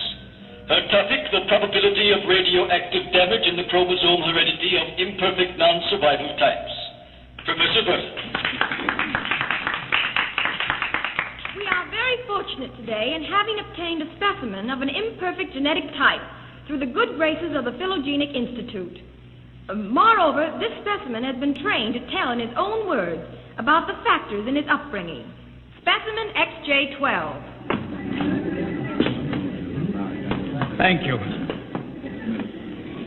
My mother was a psychotechnician in the fifth oblong.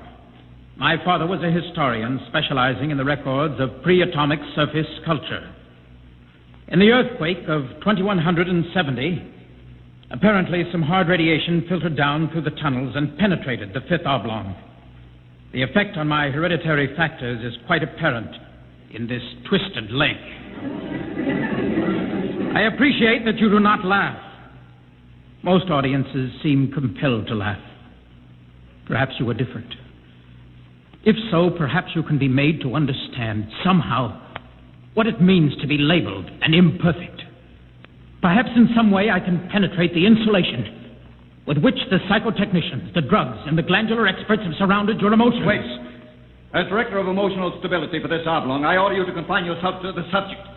My father taught me in the last days before he was executed that every human personality is born with certain inalienable natural rights.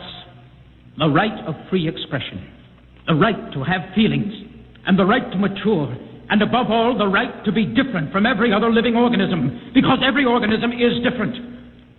I submit to you, distinguished students, that the attempt by this society to abridge these rights is a violation of nature.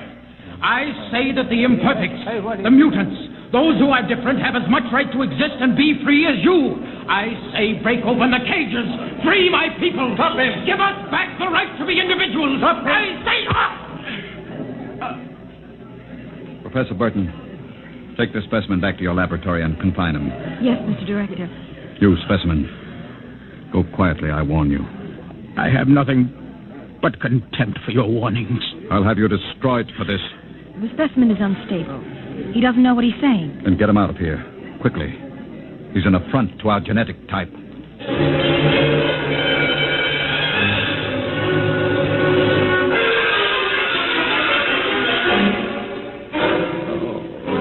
Hold still while I bandage your head. He'll be all right. I suppose you detest me for getting you into trouble. Don't squirm. Not that I blame you. I don't detest you. Oh. In fact, I thought you quite magnificent. You... what? As you spoke, something began to stir in me. You don't hate me? I've never felt so strange. Tell me what you feel. If I moved you, then I must have moved the others, some of them at least. I don't know quite how to explain it. A strange sympathy. Compassion. For some reason, I took pride in what you were doing. Seeing you stand up against them. Why do you look at me like that? Because I can't help it. I wish you wouldn't. You're only an imperfect, you know. You have no rights. Please, XJ12. My name is Oren. Please. Say it. Oren. Oren? Again. Oren. Lois. Oren. Lois.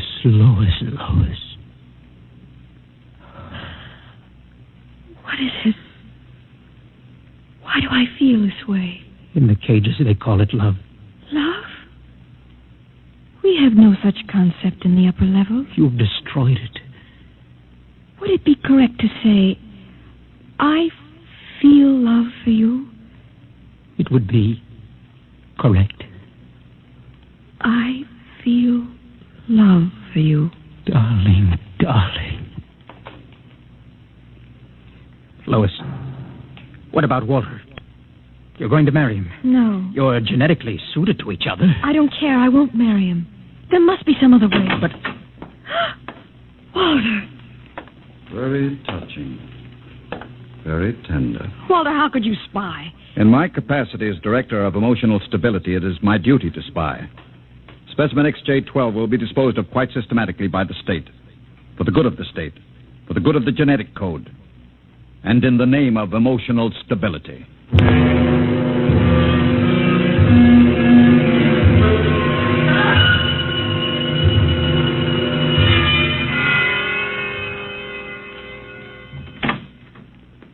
Come in, Lois.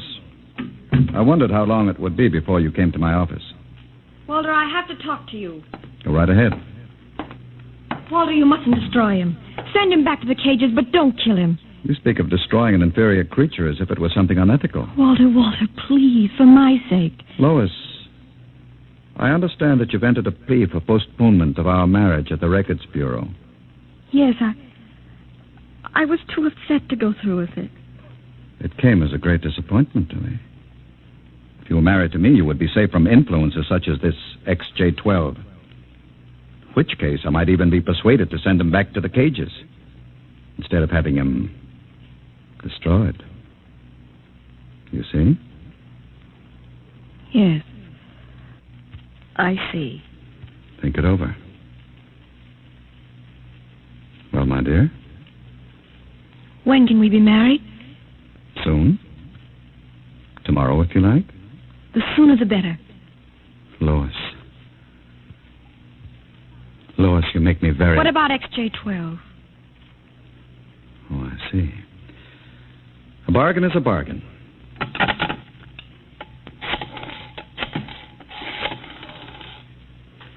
Let me talk to the custodian, please.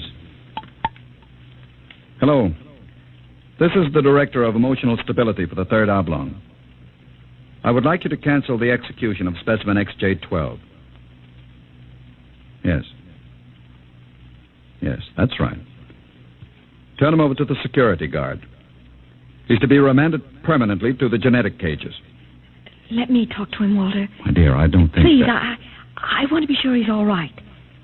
Very well. Hello. Connect a circuit in the cell block. I want to talk to XJ12. Here you are, my dear. Hello? Oren? Yes. No, I'm all right. How are you? Fine. Oren, I've been talking to Walter. He's going to send you back to the cages. Yes. Yes. No, I'm going to marry him. Because I want to. I'm not lying to you. I'm very happy. Yes. Yes, I've got to hang up now. Goodbye. Goodbye. And now, Lois? Walter, please. I've got to get back to the lab. Of course. I'll pick you up in, say, an hour, and we'll make plans for the wedding. All right? Yes. Yes, of course. Goodbye, Walter.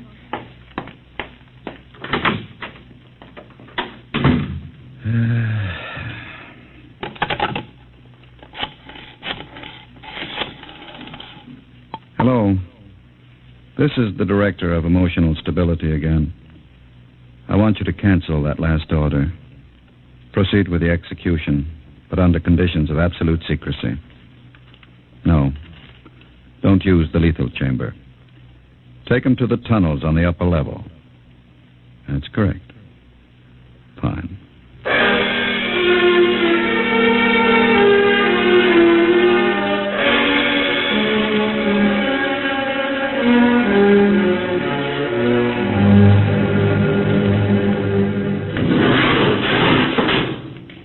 This way. Where are you taking me? You're being returned to the Philogenic Institute. Orders from the Director of Emotional Stability. Into the elevator. Very well. Why are we going toward the surface? The cages are on the lower levels. Radiation check. They've never done that before. New procedure. All right. Walk. Hawk, state your business. I'm the custodian for the Third Oblong. This imperfect is my prisoner. You can't go beyond this checkpoint. There's radioactivity in the tunnels. This is a special mission, if you know what I mean. Oh, I see. Well, just a moment, I'll open the airlock. Go ahead. You'll find 2 radiation suits in the chamber. We will need only one. So this is how they get rid of imperfects. March inside. All right. Turn around. Suppose I refuse. It'll be less painful if you cooperate. Before you dispose of me, could I give you a message for a friend? That depends. What is the message?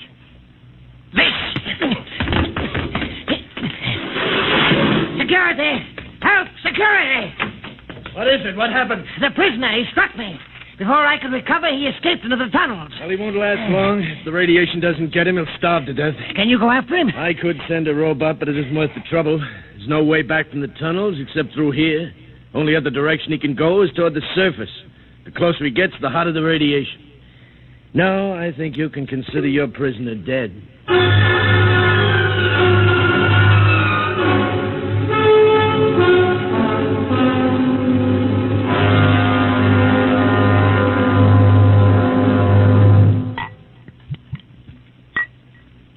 wine, my dear? No, thank you, Walter. You look very beautiful, my dear. Very beautiful. Thank you. These hydroponic fruits are delicious, aren't they? Oh, the wedding will just be a small affair. I've arranged for a few friends. The director of endocrine control, the chief of the security guards, one or two assistants to high council members. Walter, Yes?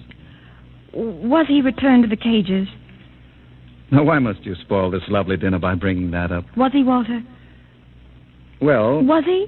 Well, as a matter of fact, there was a little difficulty. Difficulty? Yes, you see, he escaped. Escaped? He struck a guard and ran off into the tunnels. The tunnels? But that's death. He's free to return any time he chooses. When did it happen? Just a few hours ago, as a matter of fact. Walter... Now, don't become upset again, darling. You planned it, didn't you, Walter? Stability, darling. Stability. Stability. Stability. Is that all I'm to hear from you for the rest of my life? Darling. Here's what I think of stability. Were we not to be married, I'd be compelled to turn you over to the endocrine surgeons for doing that. Well, you can go right ahead, because we aren't going to be married.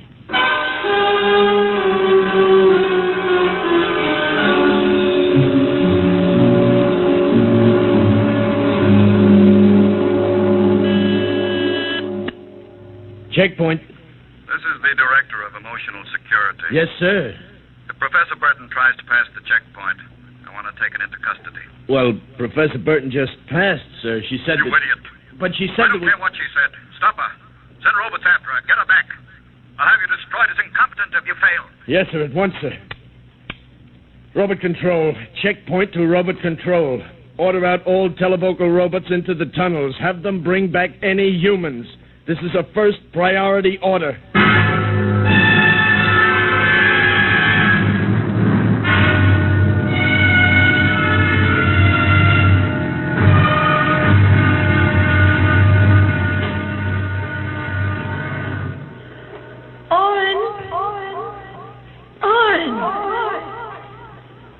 Owen, where are you? Owen. Owen, it's Lois. This way. Behind the rock. Over here. Oh, darling. Lois, why did you come here? It's suicide. I had to. Darling, are you all right? So far. You've got to turn back. Give yourself up. They'll kill me. You can't stay here. The radiation is +4 at this point. It gets worse as you approach the surface. Go back, darling. What will you do? I'm going ahead. But you can't. I can. I'm going to the surface. Not even the robots can survive it. At least I'll be the first human in 1,100 years to see what the surface of the Earth looks like. Come back with me. No, darling. And I'm going with you. Lois. Don't try to stop me, darling. There's nothing to go back to now. Nothing but Walter and emotional stability. Lois, you really want to come with me? Yes. You know what it means. I don't care. Oh, darling, I can't let you go. Oren, I love you. See, I know how to say it now. Say it again. Oren, I love you. Lois, what's that? Sounds... Oh, Oren, it's the robot control. It's looking for us. Come on, we've got to hurry. This way. Hurry.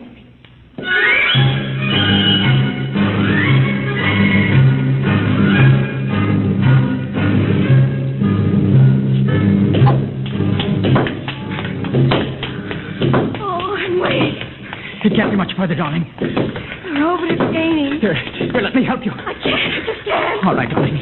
We'll stop here. We may as well wait for it. Oh, Oren. It's coming. I can see its light now. Darling, listen. It stopped. The lights are swinging around. Oren, it sees us. Come on, darling. One last effort. Come on, run. Look ahead. You can see the lights reflecting from something. It looks like a door. It is. No, it's a heavy lead door. There's a lever. Hurry. Come on through. Lois, there must be some way to close it. Here. Let me help you. It won't get through that. It's solid lead. Oren, where are we? no. Look. Up there. A huge round light. Lois. Yes, Oren? That's Luna. The moon. We're on the surface. How red everything looks. How it glows. It's the radioactivity. Quiet. Peaceful. Deadly. Oh, darling. Sit here and rest a while. Put your arm around me. Oren, I'm afraid. Oren, we're going to die. Don't think about it. Just think about us alone. The first humans to stand on the surface of Earth in 2,000 years. Lois, that door must have been placed there by the last handful of survivors who went underground after the atomic wars. Those other lights, the small ones, they must be stars. Oren, I'm so tired. Go to sleep, darling. Put your head on my shoulder and sleep. Hold me, Oren. Hold me very close.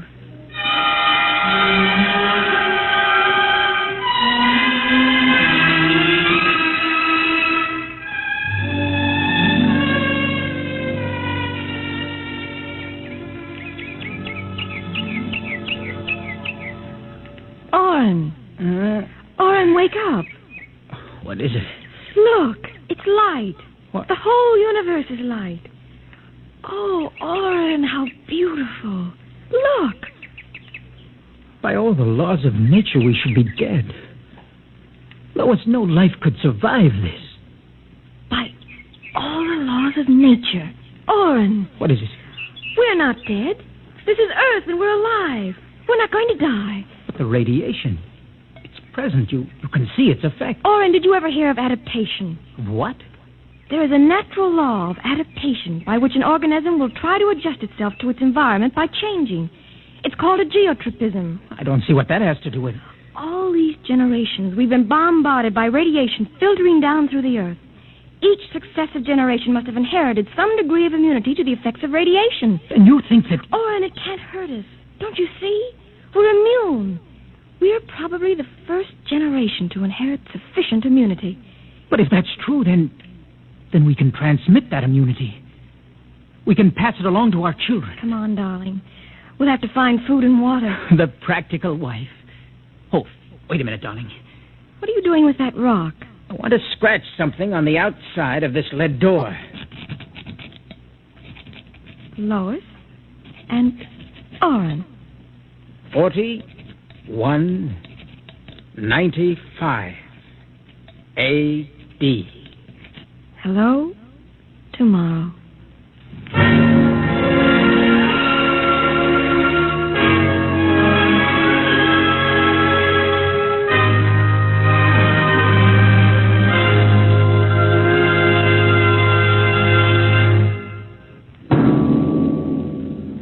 Tonight, Dimension X, the program of the future, has introduced a new star of the future, Miss Nancy Olson. Miss Olson appeared by courtesy of Paramount Pictures and may currently be seen in their production, Sunset Boulevard. Next week on Dimension X, the strange and sinister story of Dr. Grimshaw's Sanitarium. Tonight, Dimension X has transcribed Hello Tomorrow, written by George Lefferts. Appearing with Nancy Olson were Santos Ortega as Walter and Donald Buca as Oren. Your narrator was Norman Rose. Music by Albert Berman, engineer Bill Chambers. Dimension X is produced by Van Woodward and directed by Edward King. Enjoy Bob Hope and Baby Snooks when they return this fall on NBC. Adventures in time and space, told in future tense. Dimension X.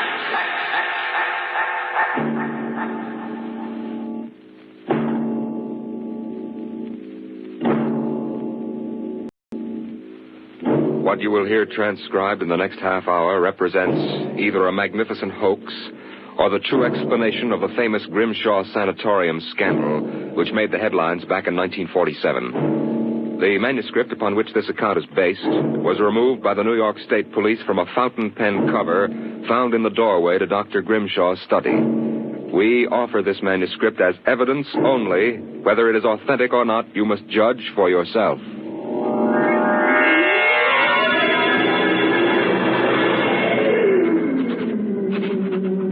My name is John Doherty. I'm a graduate of Hamilton College, class of 34, member of Theta Alpha. I'm one of those fools who wanted some excitement in life. So instead of going into my father's shoe business, I became a private detective. These are facts. You can check them if you like. The rest of what I write here is so fantastic that I don't expect it to be believed. If anyone should find this manuscript and read it, all I ask is that you notify Miss Millicent Armbruster of 299 Wallace Avenue, Buffalo, that Johnny Doherty is dead. On the evening of July 1st, Miss Armbruster and I were driving to a wedding. Not our own, though I wish it had been. It was Sunday, and in order to avoid traffic, I took the old mill road, single-lane dirt affair that runs... It was a big black hearse with no lights on, pulling out of the cemetery. Lucky I had good brakes. We skidded for about 20 feet and slammed into the back of the hearse. The two rear doors buckled and snapped open.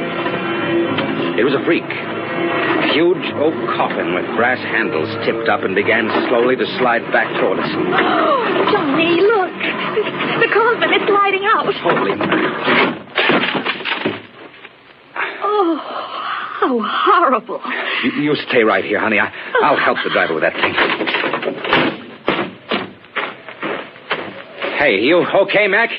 You don't pay much attention to speed limits, do you, Jack? Now, look, let's not get hung up on who was right and who was wrong. I was going too fast, and you were traveling without lights after dark. Main thing is, nobody's hurt and no damage done, except for that coffin. And I don't suppose the occupant minds too much. Let's see the driver's license and registration. Right here. John Doherty.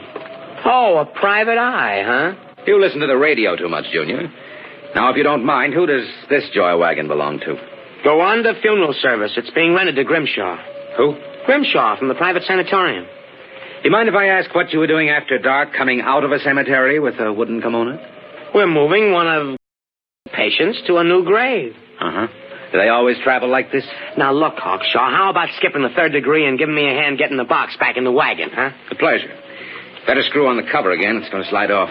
Well, let's get it in the hearse first. Okay, Junior. You get on that end. Ready? Lift. Just slide it. Brother, who's in there, King Kong? Look out for the cover. Hey.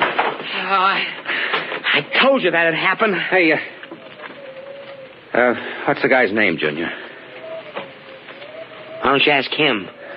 Real wise guy, huh? I've got half a mind to report this accident. Go ahead. See what gets you. Grimshaw's got a lot of influence around here, mister. A lot of influence. Now, if you'll pardon me, I'll deliver the body. So long, Junior. Johnny? Johnny? I'm coming, honey. Everything all right, Johnny? Well, I thought so until a few seconds ago. Listen, baby, can you sit here in the car for another 5 minutes? Oh, we're due at the wedding in half an hour. I won't be long. Where are you going? For a stroll through the cemetery. Oh, hey, Johnny, stop making jokes. Honey, when we lifted that coffin back on a meat wagon, I got a good look inside of it. Oh. Exactly how I felt. I figured we'd knocked the stuffing out of the corpse. Only I didn't expect the stuffing to be sand. What? Yes. It wasn't a body. It was a dummy stuffed with sand, a dummy with a wax face. Johnny! Which brings up an interesting question. Who's supposed to be in that box? And just where is the dead man spending his time?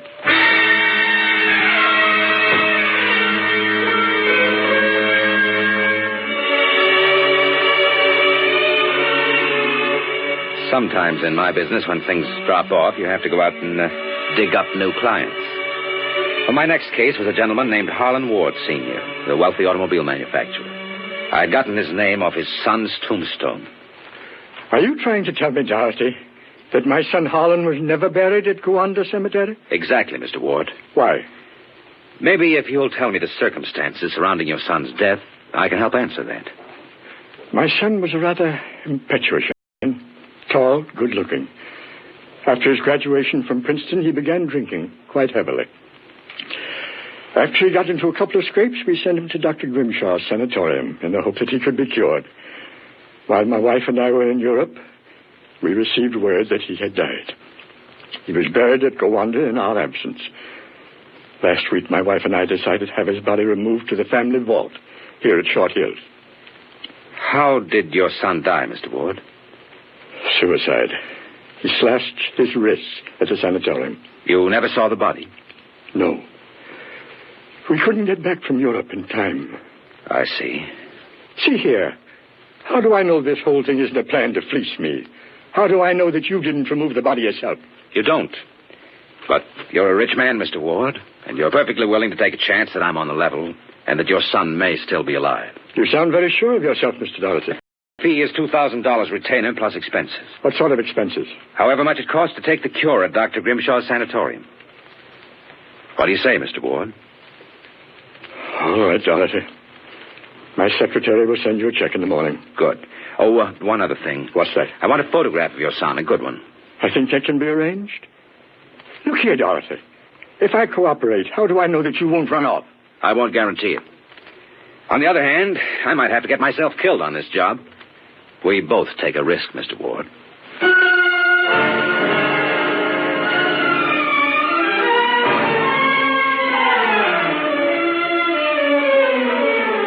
Dr. Grimshaw's sanatorium was just outside Gowanda, and it was strictly for the 400 at $60 a day.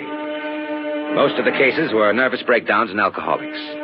I committed myself as a dipso, and just to make it convincing, I stopped at 5 or 6 bars on the way over. I was interviewed by Grimshaw himself, a small man with a fringe of white hair.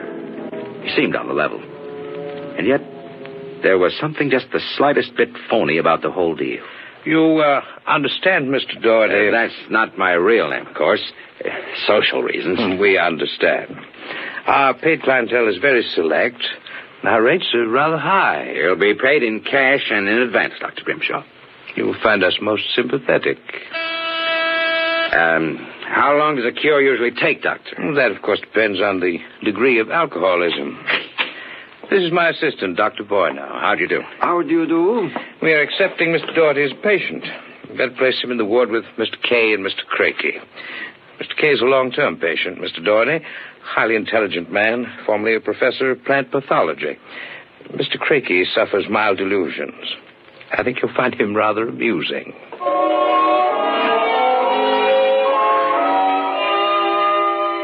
After about 3 days, my roommates, Arthur Kay and Craigie, got used to me, and we even began to play three-handed bridge. Kay was a chronic dope addict, an intelligent, sensitive man. Craigie was nothing but a clown. He kept a big black cat named the Professor, which he talked to as if it were human. And so I said to her, my dear Countess, if you don't like the company of my cat, then you don't like me. She looked at me as if I were insane, but of course the joke was on her because I was. Eh, Professor? Meow. You'll have to forgive Count Crakey, Mr. Doherty. When you've been here as long as I have, you'll get used to him. Do you like cats, Mr. Doherty? I do hope you like cats, since we are to have adjoining rooms. The professor is very sociable and excellent company. Except when he kills birds and deposits them in your bed. He's nothing but a feline murderer, as far as I'm concerned. Ah, see? You have insulted him. Come here, Professor. Let's make friends. How about giving me your paw? Hey, scratch me, you black devil. You insulted him. You hurt his feelings. Well, keep him away from me. It will be a pleasure. I would advise you not to insult him again. Count Crakey is not altogether without influence here, as Mr. Cable informed you. Good afternoon. And evening. Is he always as nuts as that? Ever since I've been here. Why did they let him keep that black Satan? I don't know. I suppose Grimshaw wants to pamper him. He's been here since they opened the place, I understand. Spends about 3 hours a day getting therapy from Grimshaw. What's his problem? Manic depressive. A little paranoid, too. How long have you been here, Arthur? At Grimshaw's 2 years. I left for a while, but I couldn't stay away from the junk, so I committed myself again. Did you happen to know a patient here named Harlan Ward? Why do you ask that? Do you know him? Oh, I met him socially a few times. I understand he died here. So the newspapers said. I wouldn't know. Suicide, wasn't it? Was it? You're being pretty careful, aren't you? Mr. Doherty, what would you say if I were to tell you that I don't believe Harlan Ward is dead? What makes you so certain? Harlan Ward used to share this room with us. He slept in the same bed you now use. I see. He was an alcoholic. Doing quite well, too, from what I could observe. We all expected him to go home soon. Then one evening he had a violent fight with Crakey. Crakey accused him of snooping or something. Later that night, Grimshaw and Voyner took him out. Where? They take all the special treatment cases to the charity clinic.